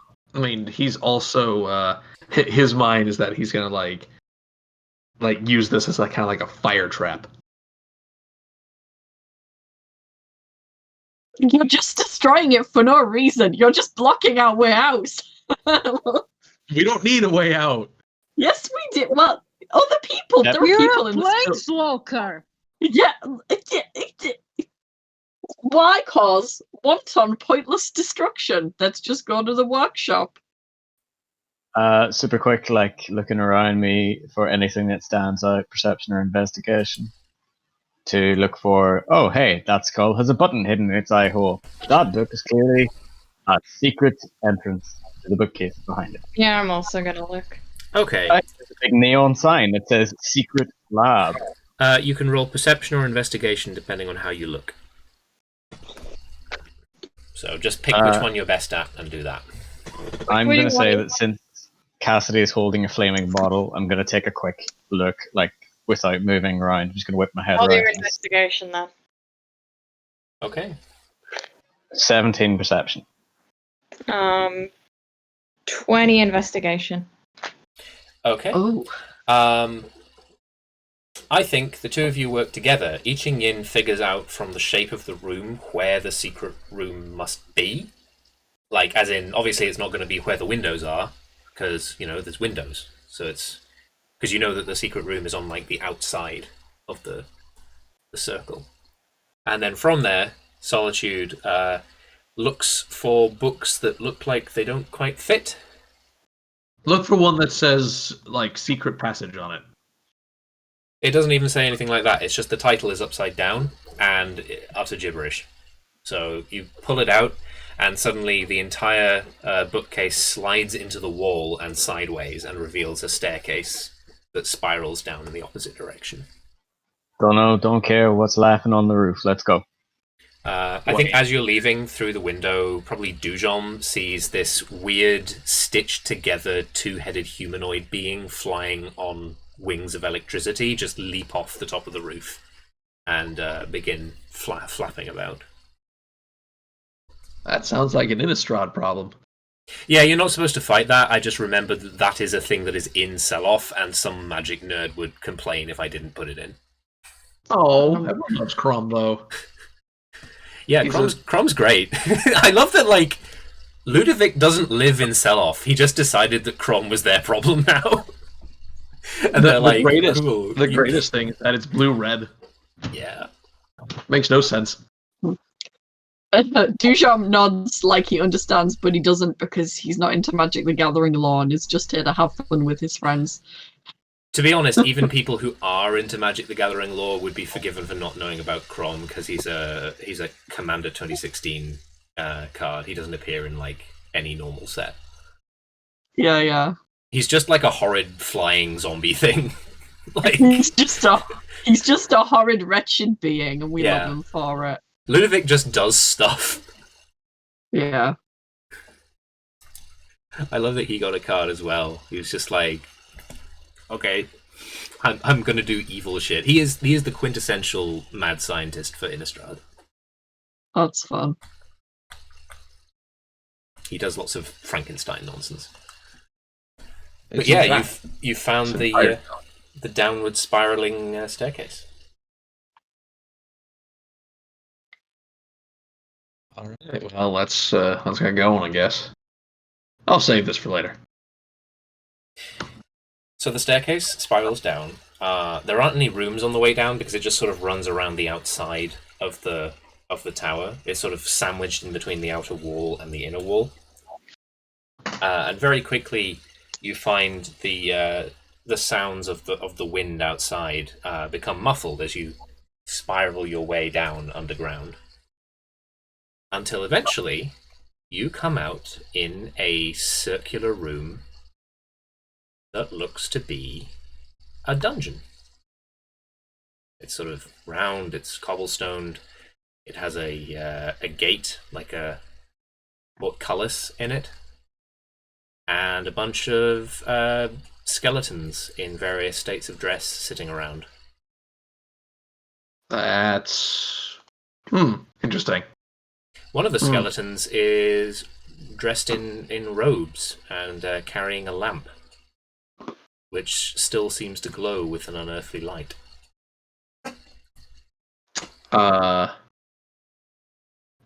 Cassidy, in his typical irreverent area, just kind of heads over to the skeleton. Still not quite sure if it's alive or not. It's like kind of like taps it on the forehead a bit. It's like, is this thing on? Are you a walking skeleton, or are you standing? The skeleton's head leans back, and it stares up into your eyes. I repeat my question: Are you a walking skeleton, or a standing skeleton? The skeleton gets to its feet and stands up. You're a standing skeleton. It holds the lantern up, and the lantern begins to glow brighter and brighter. Asking if it's a nice skeleton or a mean skeleton. A nice skeleton or a mean skeleton? The skeleton looks at the two of you, and then tips its head sideways, in the way that a person with flesh might do if they were raising their eyebrows, and gestures sideways at all of you. I see. Let's not discuss the meager atrocities of the morality right now. I see, Hello, I brothers. see. Are you going to try to fight us? It makes that same gesture again. I walk over and put my arm over their shoulders and look at the rest of everyone like, come now, don't be rude. Its head turns sideways to stare at you, like rotating 90 degrees on top of its neck. I don't know if it appreciates that. Spooky. I won't touch it, sorry.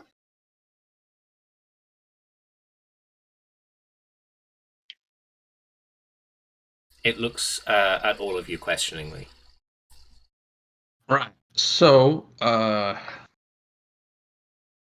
we are here because Alexa, what was the name of the necro alchemist we're here for again? Who did this place? The creator of this place is called Vigramos. All right. We're here because there are people coming down here to try to steal Vigramos's research, and we're trying to stop them. Roll I don't persuade. exactly know what. Yeah, roll persuade. Okay. I'm actually fairly decent at that because I have a charisma score. Oh, okay. That's a 21. It looks blank for a moment, and then it nods, and it walks over. You notice that there's actually a gutter running all the way around the outside of this room, and it just sort of walks over to like the southeast, stands there, and then holds its lantern halfway up the wall, so that it illuminates the ground below as well as the ceiling above. I guess I'll inspect that. Okay. Perception? Sure. 16. You see that there is actually hidden in the gutter a like metal handle that seems to be attached to a chain. I absolutely drag it. Okay.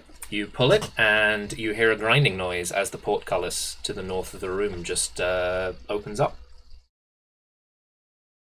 The skeleton gestures. Fantastic.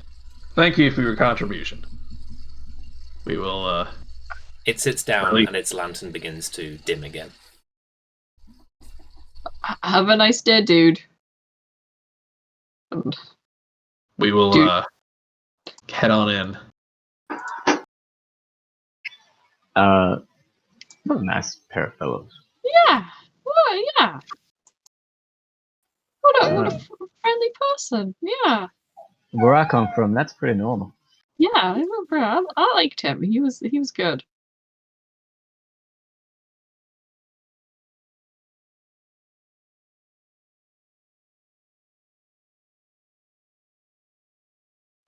Okay. You find your way into a like corridor. I think the corridor is. I don't know whether to describe it as a corridor or a passage. It seems to like twist and turn like a cave system, but it's like made up to try and keep water out with like cobblestone walls and stuff like that. I think probably it takes you some time to travel down here. All of the lights are out, for instance. Occasionally you come across somewhere where there is a gas lamp, but it's not fed from anywhere, which means that it would have to be, like, properly fed from something. So it's just out. But yeah, eventually, sometime later, you come to a place where the corridor expands forward, but also that there are doors to the left and right.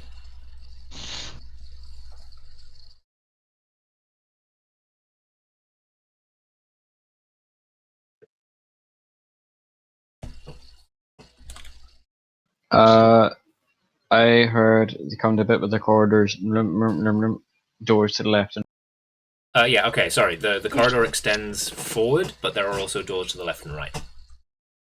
And you can see another set of doors to the left and right up ahead of you. but the corridor extends beyond even those. Open a door, wildly murder anything that's in our way. Sure, why not? Eeny, meeny, miny, and then I grab the door on the first door on the left. Okay.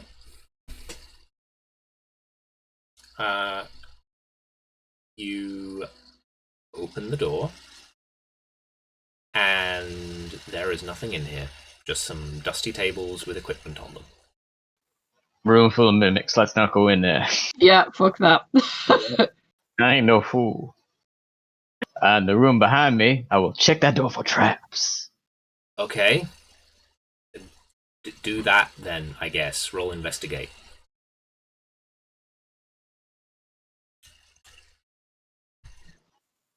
I think that's right, yeah. 11. Door does not appear to be trapped. Open that door. You open the door. Inside, there is a lamp. This is a gas lamp that evidently is fed from somewhere, because it's very, very bright. And in the center of the room, there is an enormous plant. Just a giant mass of writhing vines and flowers. Nothing in here either. A bunch of skeletons in the middle of it, just sort of caught up in its vines. Closing that door. Okay.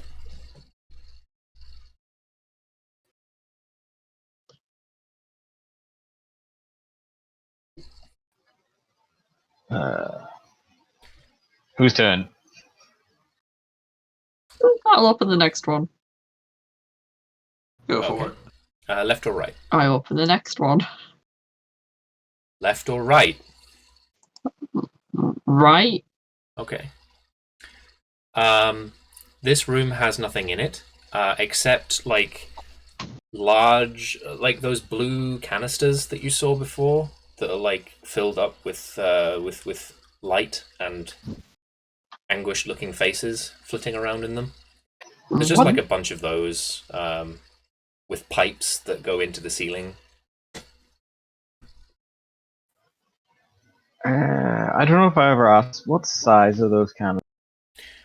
Bigger than you. Imagine, if you've ever been to a brewery, imagine like a brewing still. Final door. Okay. You open the door, and there are some bars beyond. And behind the bars, you see a bunch of what you presume are scabs.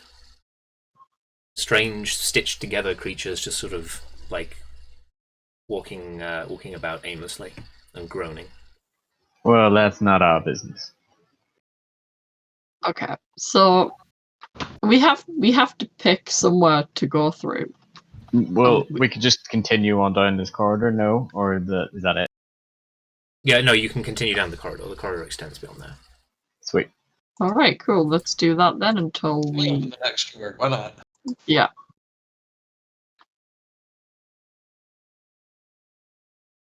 Okay.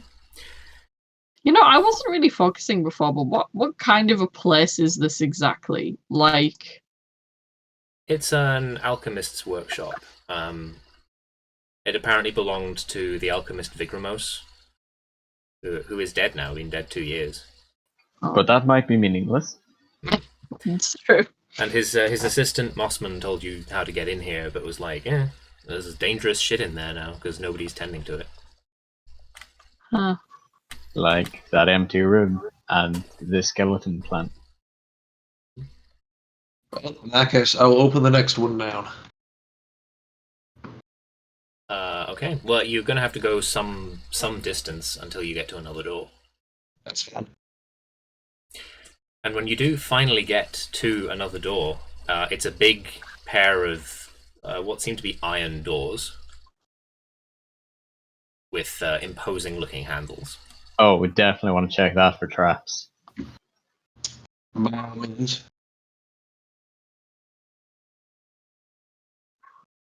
Okay.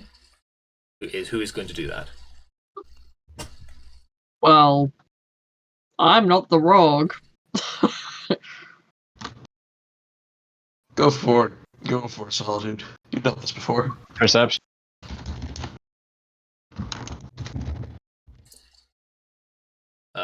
It would be investigation.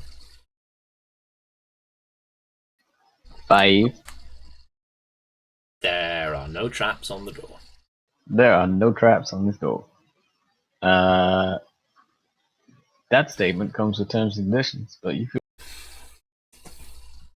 Well, let's open this door then. Okay. You open the door, and it leads into an enormous metal room. I say metal room, like it has like a metal grating on the floor and steel plating on the walls. It has loads of stuff. There's plenty of wooden tables with equipment on them, the way that you saw in the room. There are those huge tankers of like the blue liquid, whatever those are exactly. There's this like big pair of like tall. You don't know what they are. They have like big steel balls at the top and like circular plates, just like getting larger down in a sort of pyramid shape, standing around about 5 meters apart from one another. And there is also a noticeable space where like the dust that has settled on everything else is not there. Something was in this room, and it has been very recently taken. Fucking God. Damn it. I am so sick of them being ahead of us. It's like, even if they didn't have time travel powers, they don't even need them. Almost like we're dependent on a government lockdown to continue.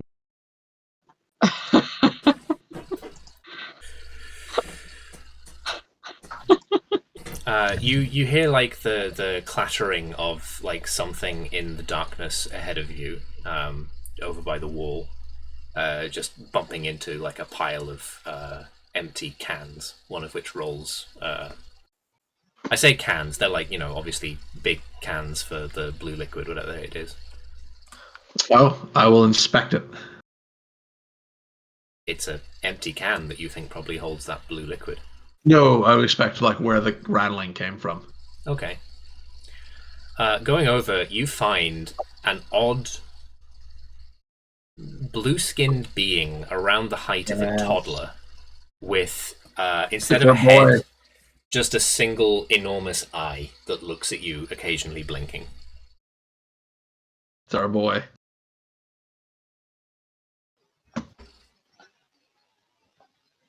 No, don't like that. What? It's just a homunculus. It sort of like just sort of steps backwards away from you. Don't Well, worry. hello, We ain't here little to hurt you. homunculus.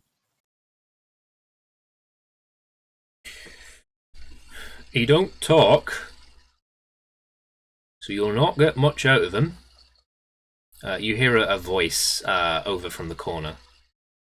He just kind of looks over. It's a voice that you recognize. Actually, it's Mossman's voice. Now, if you could get here before us, I feel a little betrayed, Marston. Fair enough. It's true. I've not been entirely honest with you. There was a fourth way into the workshop, from my house, actually. But obviously, what with the Neville gas and everything, I didn't really want to let you in. Has no one ever once decided to give a homunculus a mouth? I mean, seriously? Don't think so. That seems like just lack of creativity. Well, they don't really need to talk, you see, and well, they start off pretty stupid. Even the ones that learn things ain't that good at formulating language, so generally speaking, they don't get given mouths, and they don't need to eat anything as well. So. Oh well, I guess.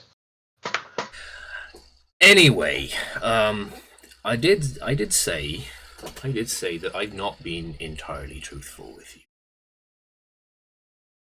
And I suppose, since you seem like, let's say, contextually decent folks, You probably deserve a bit of an explanation. See, the thing is... and he steps into the light, and you see that Mossman is actually a much younger person than you thought he was. He looks to be in his, like, early 40s. He's clean-shaven, with, like, a little, like, quiff of hair, and he's wearing, like, a pair of huge metal gauntlets and a white lab coat. And a pair of, like, goggles that just cover up his eyes.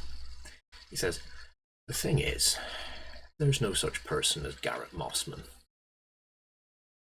I made him up because, what with Crown flying about and Ludovic being not the best thought of, alchemists ain't the most welcoming sell-off anymore, and I needed to take a break."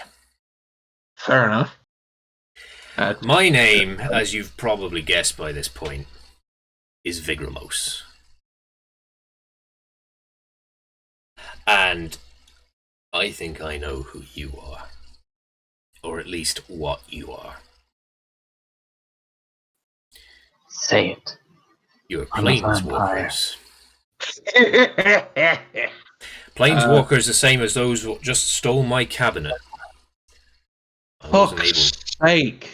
Yeah, we were here to stop them. Yeah. No, see, here's the thing. You're going to stop talking now because it's my time to speak. I appreciate that you came here to stop whatever it is that they were trying to do, and they got away with it from you. And you know, sometimes you win some, you lose some, was whatever. I don't hold that against you. But here's the thing. You've been in my library. You've seen the amount of research that I have done about the secret histories of Innistrad. And you know, when you start poking around, do you know how many times the subject of planeswalkers gets brought up? 3. That's weirdly specific. No, Exactly 3. it's many, many times. Constantly, what with everything the hell else going on this godforsaken world, planeswalkers turn up, and you know what? I am actually fucking sick of it. Because every single time the people of Innistrad suffer because of some petty feud that is played out between planeswalkers. Even Lord Sorin, who ostensibly actually cares about the people of Innistrad. Well, turns out, you know, that business that we had maybe a year ago with the giant jellyfish that appeared out of the sky and got trapped in the moon and all that shit, and the church being completely reformed and people growing tentacles out their hands and all that stuff. Do you know why that happened? No. Because some grey-skinned bitch in overalls decided that she had a personal beef with Lord Sorin. That's it. Literally just that. That's remarkably dickish. It is. And the thing is, you're all like that. Even the ones of you who are ostensibly good people still think that you're these Ubermensch gods standing above all us regular people who've got to stay put where we are. And thing is, you could be the nicest people in the world, 5 of you. But if I tell you leave Innistrad and never come back, and even if you agree, and you tell all your friends, that's, 15 planeswalkers are never going to come here? He's going to kill us. Hundreds of you. This is never going to stop until the people of Innistrad have a way of fighting back against this otherworldly menace. And I'm very sorry, but I wasn't able to catch the ones that I'd have liked to deal with, so you're going to have to do. Now, bear in mind, I'm not that gifted a stitcher, if we're being perfectly honest. You've seen the extent of my work if you've looked in the rooms, but if there's one thing I love to do, it's to take something apart to find out how it works. Let's start with the horseman. And he suddenly always the horseman lifts up this huge contraption by a pair of handles that is just like sparking with electricity. And I need you all to roll initiative. Yeah, it's always the horse. Why can't I just leave it alone, dude? Oh, not fucking 20. 23. 15. Okay. So Dujom has 23.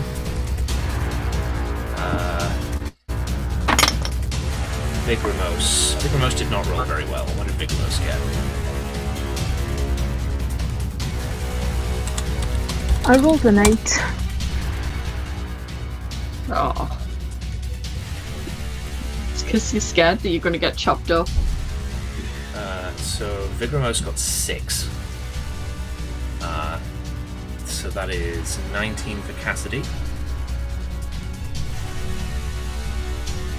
What did Solitude get? 18.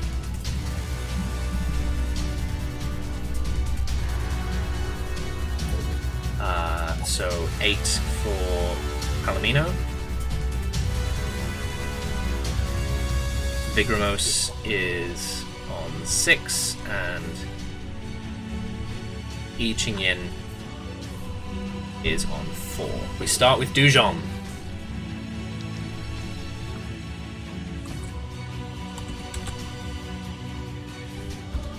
Dujom, what do you do? I am going to... Well, I'm going to hit him twice. And I'm going to, you know, I'm going to punch him. Okay. Actually, no, yeah, I'm just going to punch him normal. Consecutive normal punches. Yeah.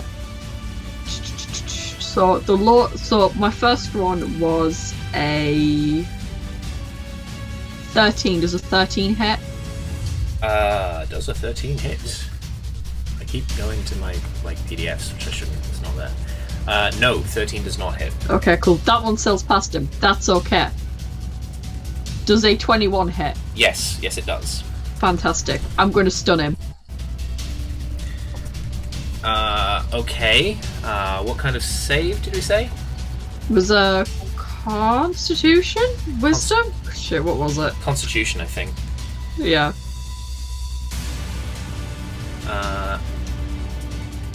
Oh wait, sorry.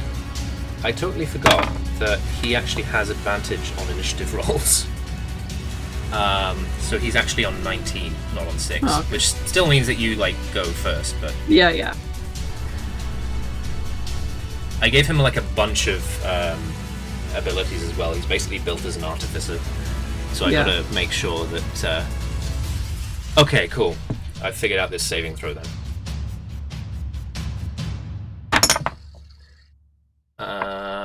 That is 12. 12. He's stunned. Ouch. Yeah. And then I'm going to use my bonus action to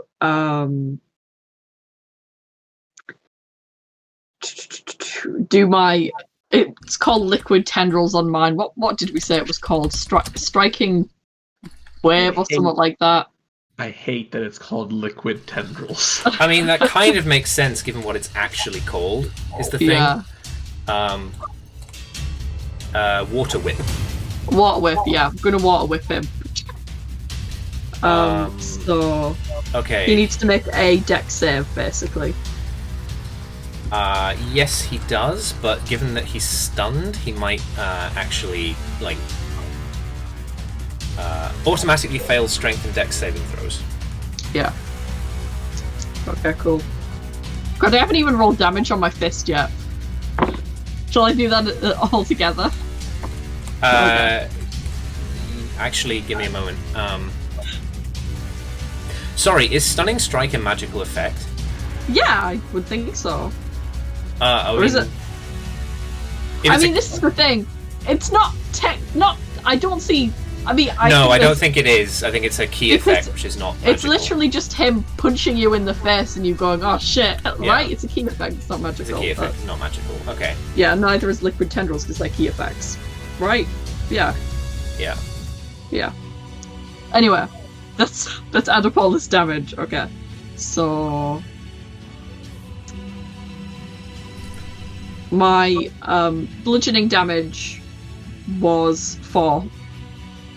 Well, my fist and my bludgeoning damage, so altogether then, I guess. 1 second.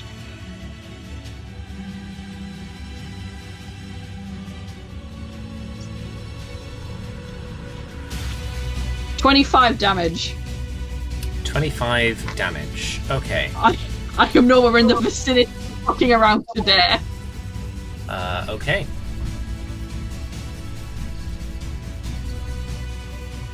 Oops. Also, because I know some people are going to nitpick and ask where the water's coming from. He has like a little... He's got like a little water bottle with him. He's got a water skin. I mean, to be honest, That's where the water's it's like a little gourd. if there's one thing that people are going to nitpick... Katara. If there's one thing that people are going to nitpick from last session, it's the fact that you became instantly attuned to the Light Forger without the Sun Forger, rather, without like spending a rest on it, and that was because the pace of this game doesn't really allow for attunement, and I didn't want to not let you use it. Thank you. So it still counts towards your like attunement limit, but I'm not going to particularly care about you spending time to get attuned to it. Yeah. Okay. So yeah, that's me. Next up is Cassidy and Vigramos. Alrighty. Who goes first?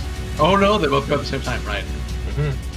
So, Cassidy will cast his Hexblade's Curse on, oh fuck. Okay. He will cast his Hexblade's Curse on Vigramos. Okay. And, Cassidy will just charge in with this big, horrible flaming sword. Okay. Now, this is going to be a little bad, because I get... This is going to be rough. Okay, so... is he still stunned? Yeah, he'll be stunned until his next turn. Until the end of your next turn. Yeah. Oh yeah. Sure. So, do I get advantage on this? I'm not sure. I haven't used stunning a lot. Yes, you do, I'm pretty sure. Okay. Okay, well, that's a 16 on the first attack. And a 19 on the second, which I think is a crit. Let me look up Hexblade's Curse. Ooh, it is! Nice!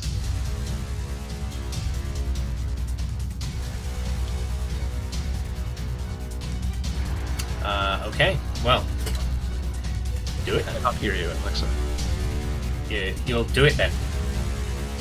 Do You're the damage. very soft. I can turn the music down a little bit. Alexa, we can't hear you. What?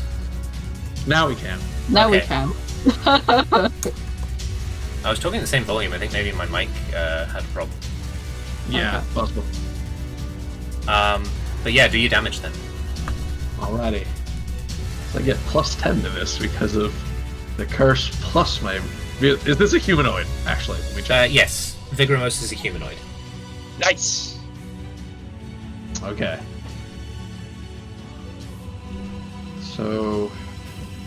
I'll do the fire damage first, because that has no modifier, so that's a 13.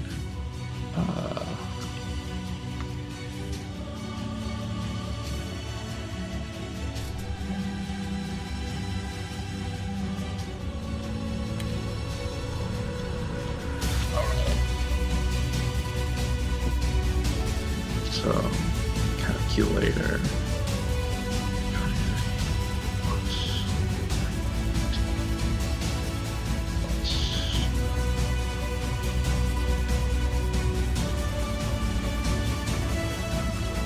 Stop.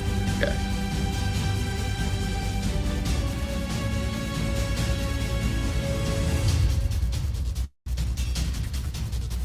That's 49 damage total. Okay. What kind of damage? You're going all robot-y again, and give me just a moment. Because I think I have a... I just want to see when this damage goes off. What kind of damage? First part of it's 19 of it is fire, and the rest is magic weapon damage. The stuff that's fire, is that from a spell? No, it's from the weapon. Okay. That's fine then. Weapon just deals additional damage. Okay, that's fine. He's not resistant to any of that. And as soon as I find out when this damage triggers, We'll find out. That should be the end of my turn. Okay. Vigramos himself is still stunned and can't do anything, but the homunculus is going to run over to you, Cassidy, and is going to attempt to hurt you. Okay. It can sure try that. It does have an attack. In fact, it's going to like point its hands at you and just make a pushing gesture. Let's see here a moment. Oh, hang on, that was cocked. That is only a 6 to hit, unfortunately. No, unfortunately, it's not hidden. Next up is Solitude. I would like to use my signature spell on Vigramos. Okay. So let's stick your signature spell up on screen. Just had Matt's up there, actually. Should have probably taken that off at some point. Never happened. You see a list of all spells target creature could cast and limited use abilities, including legendary and lair actions that it has. Choose one. The creature forgets it until it next takes a long rest. If you've seen that creature cast a signature spell, that spell is on the list. Otherwise, it is not. Okay, I mean, do you want a list? Yeah, rattle them off quickly. I guess you do want a list. That's kind of how that works. So, cantrips. Mending, Resistance, Shocking Grasp, Thunderclap. First level, Absorb Elements, Cure Wounds, Shield, Thunderwave. Second level, Enhance Ability, Enlarge/Reduce, Levitate, and Shatter. Third level, Fireball, Haste, Protection from Energy, Wind Wall. Fourth level, Elemental Bane, Stone Skin, Otterluke's Resilient Sphere. And fifth level, Wall of Force. Just take that Wall of Force. Okay, he forgets Wall of Force. And then I will run right up to him, get all up in his face. Okay. And I would like to end my turn. Okay. Look menacing. Grr. Maybe I grapple him a little. Maybe I grab his lab coat or whatever he's wearing. I don't think you can actually grapple him, but you can like muck around with him probably. Palomino. I'd like to. You'd like to do what, sorry? Oh, did we lose Citro?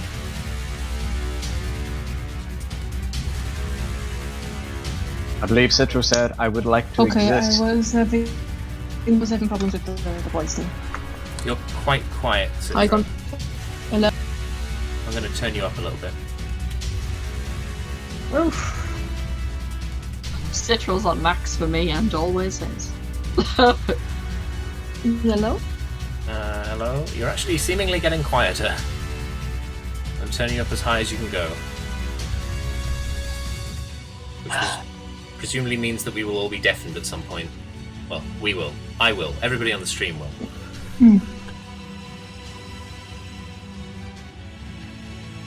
So what would you like to do, sorry? Hello? Hello? Oh, the joys of Okay, playing so Discord. as my bonus action, I'd like to. Do you know what?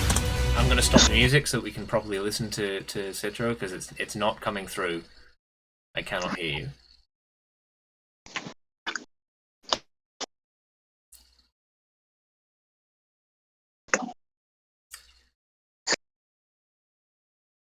you. Straight up cannot hear you. Hello? Hello? Can you hear me now? Sort of? Can you hear me now? Yeah, that's a little bit better. Oh. You are lagging a bit. Let's but... try this. This is the modem, I don't know why. Okay, so as a bonus action, I want to the thing that makes me do radiant damage. Branding Smite? Which I right here. Branding Smite, yes. Branding Smite, okay, yes. And I'm going to hit them with two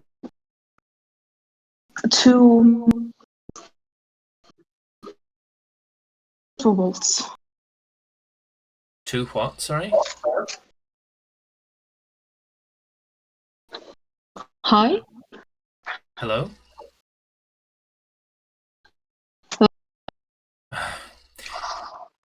Citro, can you put in I the said I chat was what going you're trying to to do? hit him with 2 crossbow bolts. We're I'm not really feeling like battling with. yeah, this is not going well. We're not getting like full sentences out Hello? of you, Citro. So like I'm hearing you wanna do oh, what was it called? The radiant damage thing. And then you wanna hit with 2 crossbow bolts? Yeah, can you put it in the chat please, because we straight up Crossbow cannot bolt. hear you.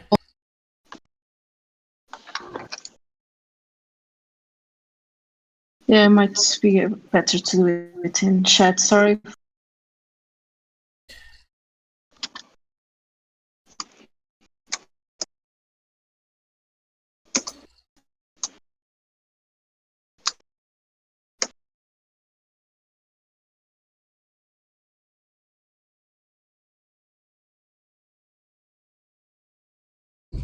Branding smite and 2 crossbow bolts. Okay. So branding smite is actually, what is branding smite? There's a banishing smite and there's a blinding smite, but I don't see a branding smite. There's a branding smite. It just does radiant damage. Oh, okay. It's 2nd level spell. Is it in Xanathar's? Maybe I have it. It is It's on not. It is not in Xanathar's, but it's not in the. Okay. Oh yeah, here we go. Branding smite. For some reason, I did not know what letter that had. Branding smite. Okay. What? No. Branding smite. Branding smite. Blur. Branding smite. Yeah, we go. Next time you hit a creature with a weapon attack before the spell ends, the weapon gives extra 2d6 radiant damage, which becomes visible if it's invisible and sheds dim light in a 5-foot radius and can't become invisible until the spell ends. How can you use that on the spider? Anyway, your attacks, your crossbow bolts. Then I guess. Remember, you have advantage on these attacks because he's stunned. So let me try. I have what? You have advantage on these attacks because he's stunned.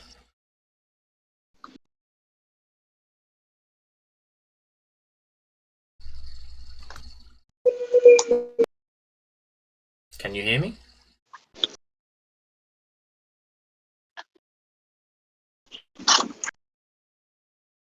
This is absolutely excellent television. I love this. God. I love circumstances beyond my control just killing the momentum. I literally want to pluck out my own eyeballs and just eat them. That's not specific.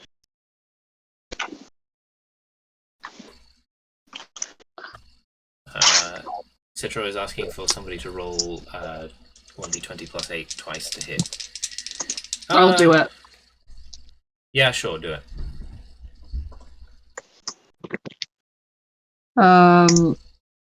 So I got an 18 and I got a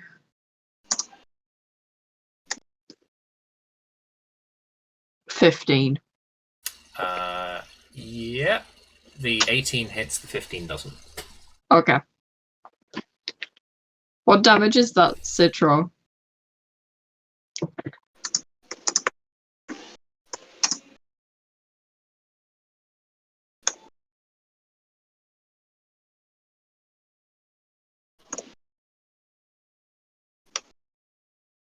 We await an answer. Oh. I will say that the 2d6 radiant damage is going to be halved because he is resistant to spell damage. Okay.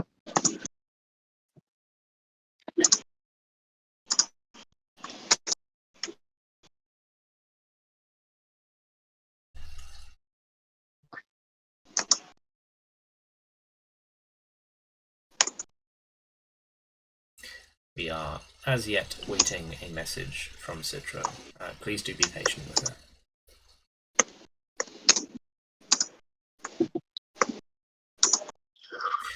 suppose the annoying thing is that we can hear her tapping at the keyboard, but it's like we cannot hear this consistently enough for her just to speak to us.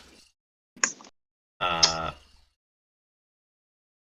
presume that's 1d8 plus 5. Yes, I'm going to say 1d8 plus 5. Yeah, plus 5, yeah. 1d8 plus 5 for damage on crossbow bolt, plus 2d6 radiant times for each hit, and 1d20 plus 4 to hit for 1d8 plus 2 force damage on Sunset Glimmer's Force Rend. Right. What is Force Rend? That's 20 power if it happens. Okay, it is not a spell, and consequently he is not resistant to it. So the only thing he's resistant to here is the radiant damage from the crossbow bolts, which means that I guess we roll that now, because there was only one hit. Okay, so I'll roll that was no, I rolled it. So, Alright, do it. So that's 12 on the crossbow bolts. Sure. And what's the radiant? 9. So 5. 5. 17 in total. And then 1d20 plus 4 to hit for Sunset Glimmer. 9. That does not hit then. No, okay. Yeah, Citra, I'd recommend disconnecting. Yeah. It's fine, I do it all the time. Try disconnecting and reconnecting and see if it helps at all. Yeah.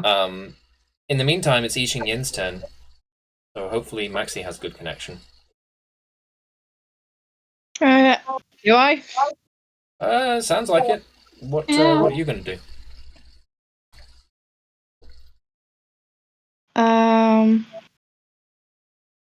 I'll just cast Eldritch Blast. Sure. God, I keep forgetting that like I have Eldritch Blast.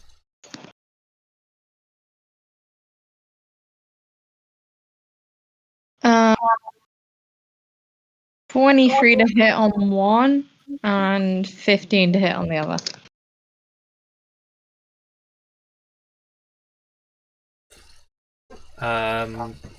Yes, 23 will hit, 15 will not. Okay. That's 6 points of force damage then. Okay. And back to the top, and it's Dujon's turn, and Vigramos is no longer stunned? No, he is stunned. He's stunned until the end of your turn. Yeah. What you going to do? Okay.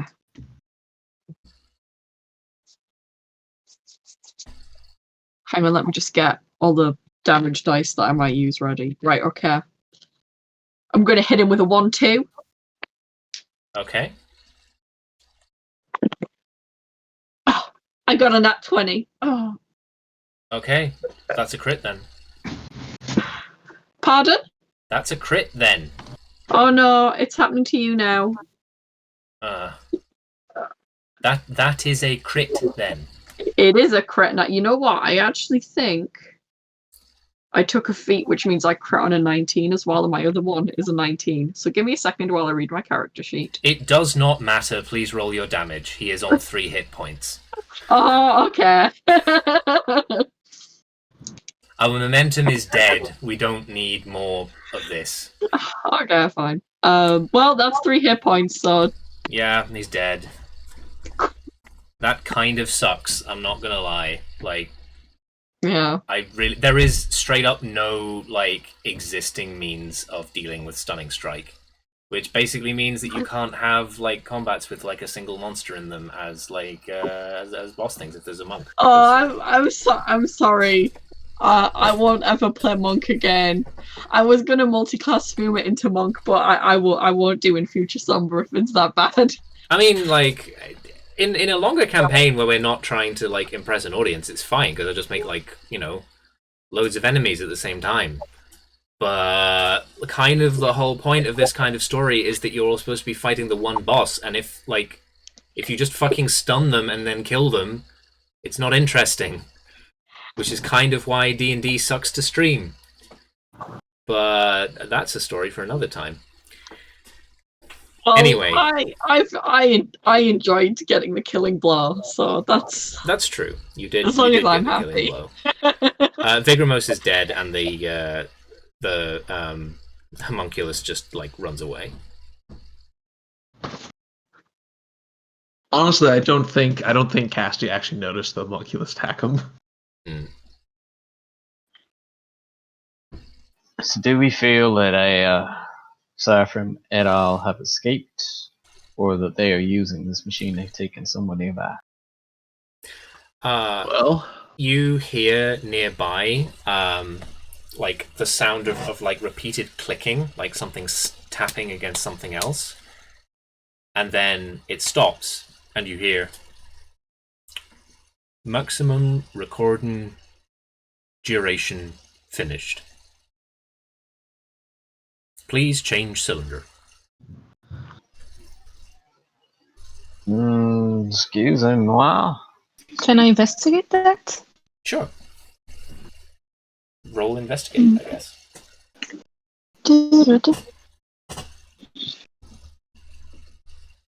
This should be work now. This should be working now. My connection. Yeah, sounds good. Actually, sounds decent. Yeah. No, nothing. Just to check. That's a very different kind of game.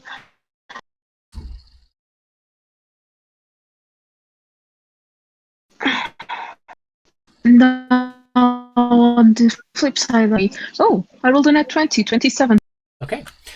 You instantly find a device sitting on a table in the west of the room. It's a pretty strange looking device. It has like a horn coming out of the top of it, like a big wide horn with like a sort of like flower edging on the outside of its mouth. And there's a box that the horn is connected to that is that is like it has like a cylinder, like a wax cylinder with like dots pushed into it via a little metal arm, just sort of Like a spinning music box? uselessly in it. Yes, but this would be the first time that you've seen such a thing. Mm-hmm.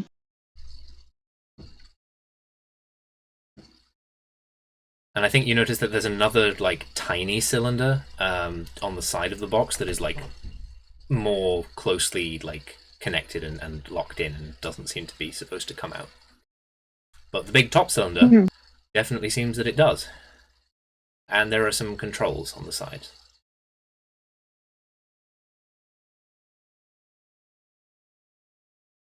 So, can I try to see if go from the start of the recording? Yeah, you can just wind it backwards and or even just take it out and put it back in again and then like press play. Mm-hmm.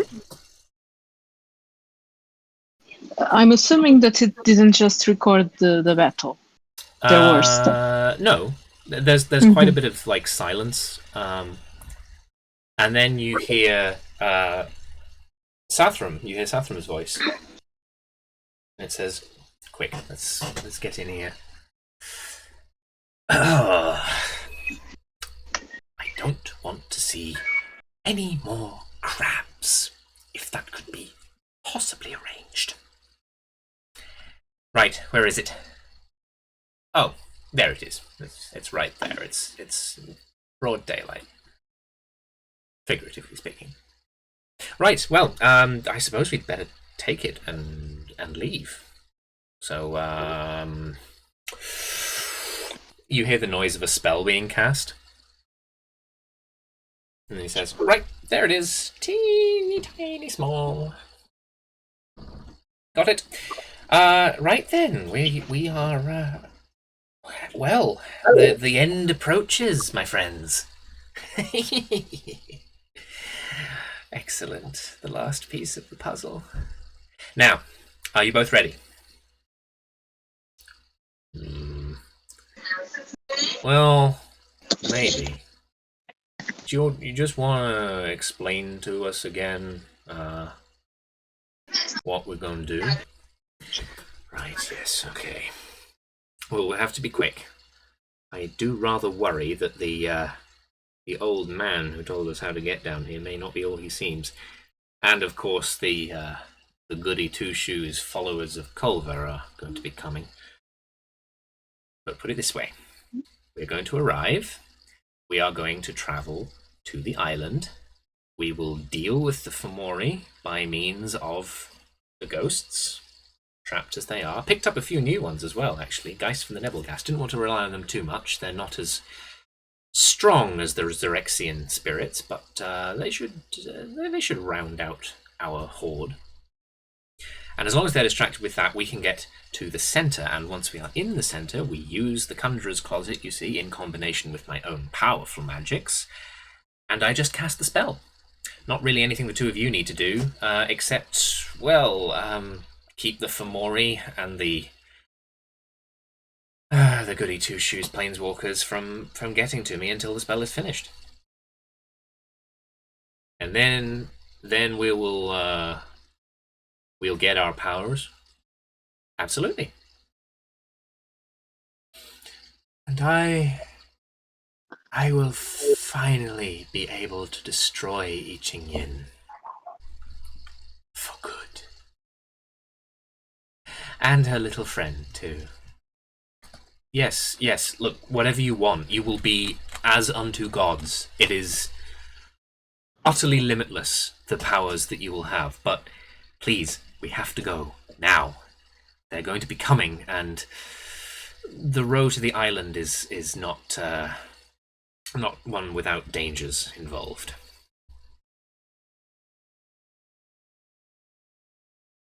And then you hear suddenly you hear, "Oi!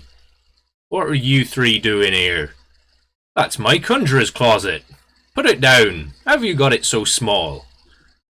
And then, like, you hear the sound of planeswalking. The sound of emergency planeswalking, actually, which implies that they've not gone where they're intending to go. But where are they going? There's silence on the tube for a little bit, and then you hear a clanging noise, and then, "He won't speak to you. You're not going to get anything out of him." And it just goes in. You start hearing your own voices, and you realize that it's recording, you know, what you just experienced.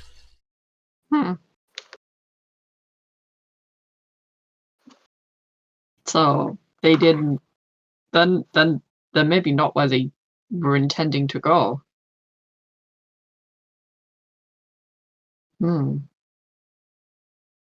But where have they went? I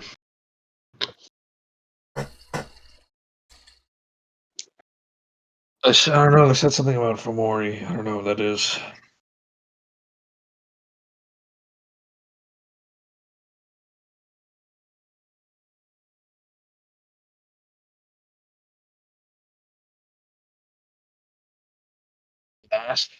I'm sure the archive has something on it.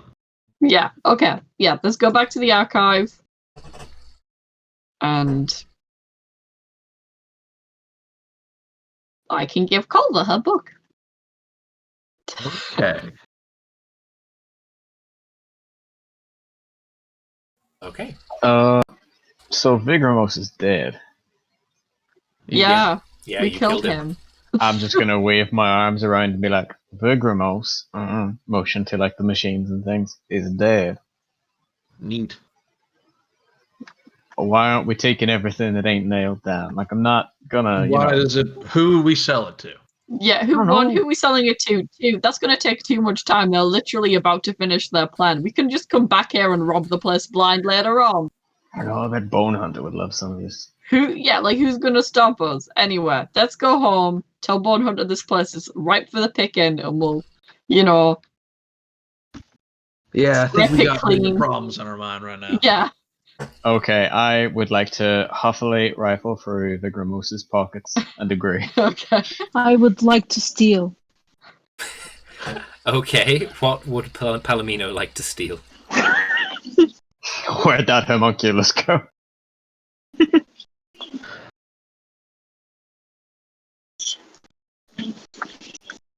I don't know. This contraption. What contraption? The thing the guy was holding. Mm-hmm.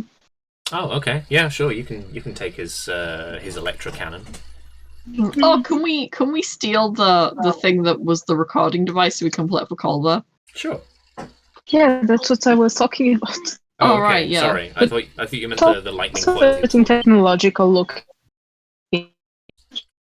Well, you can steal both of those things. You can steal the lightning cannon that Vigramos was using, and you can steal the gramophone. Yeah. Yeah, absolutely steal a lightning cannon. That sounds fucking right. Fucking imagine coming at fucking Sathram Vight with a fucking lightning cannon, just zapping his ass clean off. Mm-hmm. I'll mount it on my back. Sure. Amazing. I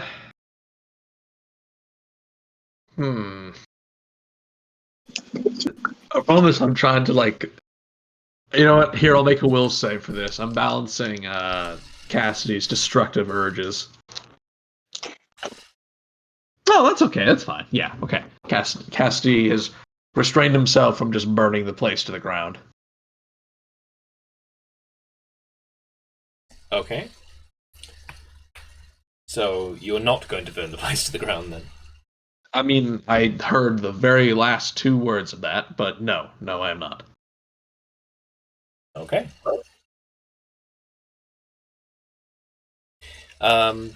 So what now then? Back to the library. Yeah, Planeswalk. we're just going to planeswalk back, I guess. Yeah. All right. You reappear in Culver's office. Good news, got you a present. Bad news. They've almost finished their plan. Oh, really? And we don't know where they went.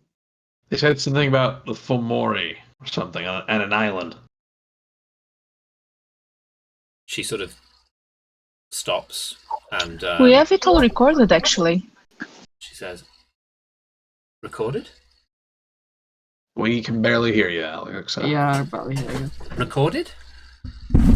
Nope. Nope. What if I turn off noise suppression powered by Crisp? Can you hear me now?" Hello. Yeah, actually, Like- wow, yeah, Oh. wow. I was betrayed. I was betrayed by Crisp. Chris betrayed us. Oh wow.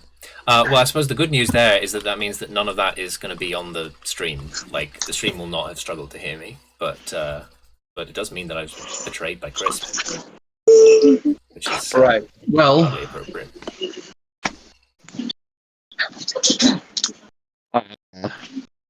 so yeah, that's what we got.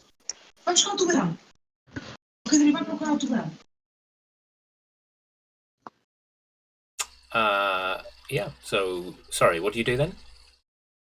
Tell her what we know about when it's going to be. Mm-hmm. But she says, recording? Here, we show her the strange device that we gathered.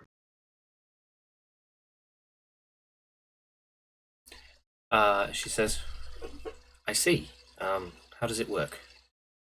I just wind it up and press the button. She listens to the recording. Then afterwards she gestures for you to stop when it comes to, the bits where you fight Vigramos. She's sort of staring into space. She has her hands, her elbows on the desk, and her eyes are just sort of like staring in different directions. Just out past all of you, and she says, I know where he's going. Where is it? Here, to Turi Island.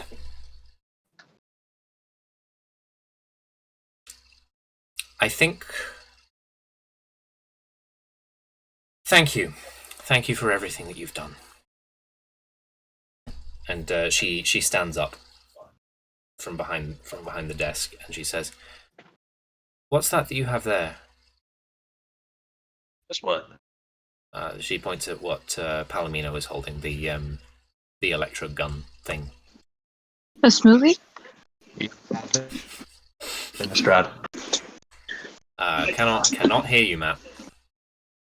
That's something we found at Innistrad. She says, May I see? that's up to Palomino. I do want to keep looking into it. It looks like a good piece of machinery. Very good. Well, I will go and speak to Bone Hunter. I will have to... But you can take a look yourself as well. I don't have time, I'm afraid, if you want to keep hold of it. To be honest, we probably shouldn't press items just recovered from planes into service without examining them ourselves. Thank you for your service on this matter, all of you. I'm going to take it off your hands now. Sorry. Well, that one.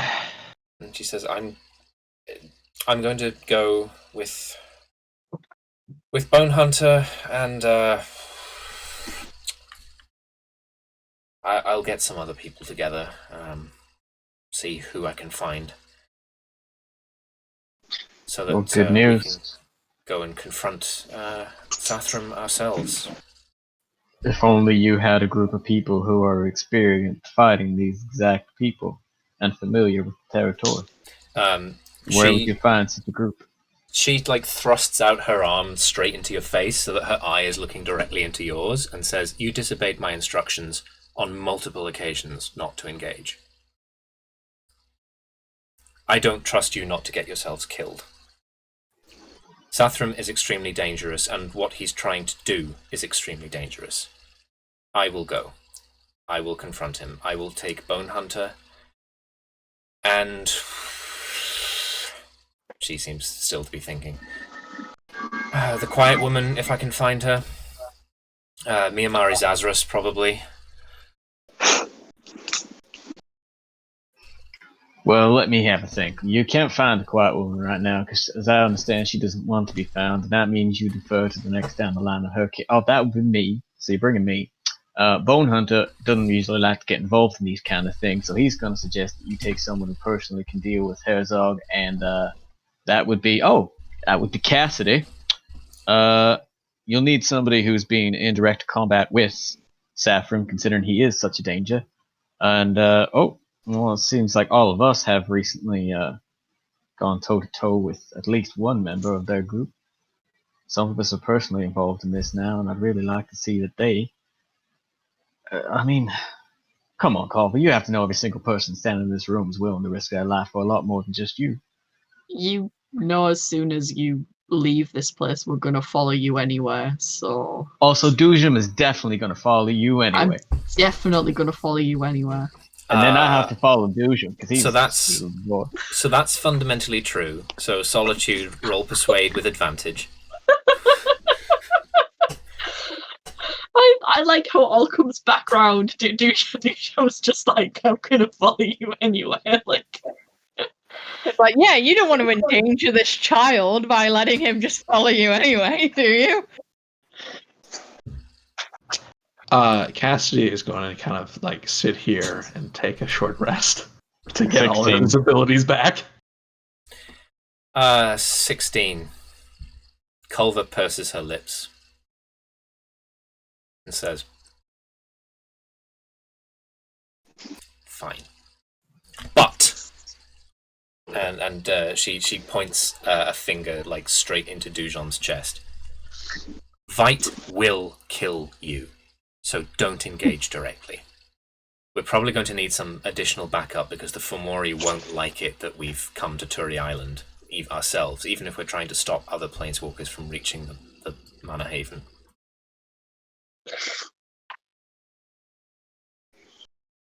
I will deal with Vight. The rest of you, stick together, fight off his army of spirits and whatnot.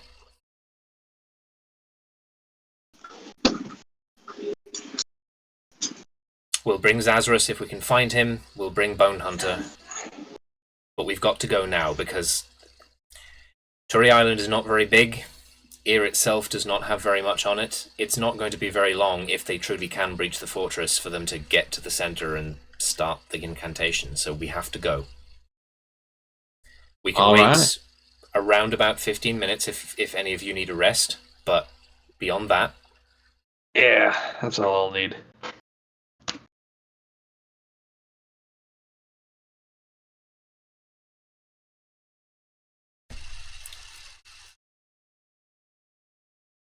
And so here's the thing: do we want to leave it there for today, and then have? I think that's probably wise. What with the technical issues we've been having, That's Yeah. true. I think if this seems like a natural ending point, So It definitely does. The thing I want to ask is, Matt, will you be able to make next week? Because I feel like next week could, in theory, be the last episode. There was like a thing that I wanted to like string on to the end, but if you're going to have like trouble making future episodes, we can just have like the final battle be next week. I'm gonna try. My job has been like scheduling me outside my availability over and over, and it's a wrestle to get them to get back to where it's supposed to be. Yeah, no, I can believe it. I was going to say that I can't believe you're an essential worker, but I actually can. It's just, it seems kind of silly. Oh yeah. But yeah, so I think that's where we are going to leave it for tonight. Join us next week, hopefully, for the final episode of Friends of Muzema. In fact, do you know what I'm going to say? During the space between episodes, all of you level up. I think you've fought enough shit to actually like level up, and we'll have you going in level 8. Oh boy, I can make my own ghosts now. Oh god damn it. But most importantly, I now have access to a hex that says I am unescapable now. Which is Relentless Hex. Basically, That's just whoever I said you're going to die now is like I'm gonna like He's just a bummer then. away. I teleport next to you. It's like no, I'm like a bad penny now. I always turn up. Also, I do love like Culvera's like, no, you all have to stop. Cassie's like, I got into this to kill Harzog, right? Like, nothing you say is gonna make me stop doing that. Ultimately, that was like down to how long I wanted to continue the trope of Culver deciding it was too dangerous for you and you coming anyway, and then like Solitudes and Dujon straight up mentioned that Dujon would follow her anyway, and she was like, yeah, I can't actually stop him doing that. That definitely will happen, and I am powerless to stop it. Yes. My stupid son definitely will follow. Yeah. So I guess I got a stat Culver for next time. Oh, wow. Interesting. That means that sound is native to Thunderbird rather than the system. I didn't want that sound to be on the stream, but now it is, and there's nothing I can do about that. That kind of Thunderbird? No. Oh. Thunderbird, the email client. Though, I'm going to talk a bit about Thunderbird. Thunderbird fucking fucked, It was fucking good shit, Thunderbird. I enjoyed that growing up. I don't know why. Beth, do you know what I'm going to do? I'm going to end the stream, and then after I end the stream, I'm going to ask you what the fuck you're talking about. Thunderbirds. I did not yet ask. Down go. Anyway, that's going to be the end of the episode for today. So it seems like episode 7 will be our final episode. So tune in for that next week, or possibly the week after, depending on Matt's job. We will try and give you updates on the House of Bards Twitter, so go and follow at Bardscast. I don't know how... When do you get your rota schedule, Matt? Man, probably by Saturday. Probably by Okay. tomorrow. So we'll find out. Okay, we will find out. And we'll try to keep you know well in updated. advance. Okay, we'll know in advance. So yes, Would love to. you would love to what, Beth? Nothing, just reminiscing about my shitty job. I mean, the thing is that like they don't tell me, like, and I'll know by this, but like I'll only know by Wednesday for next week too, and like if they make changes, there's nothing I can really do about it.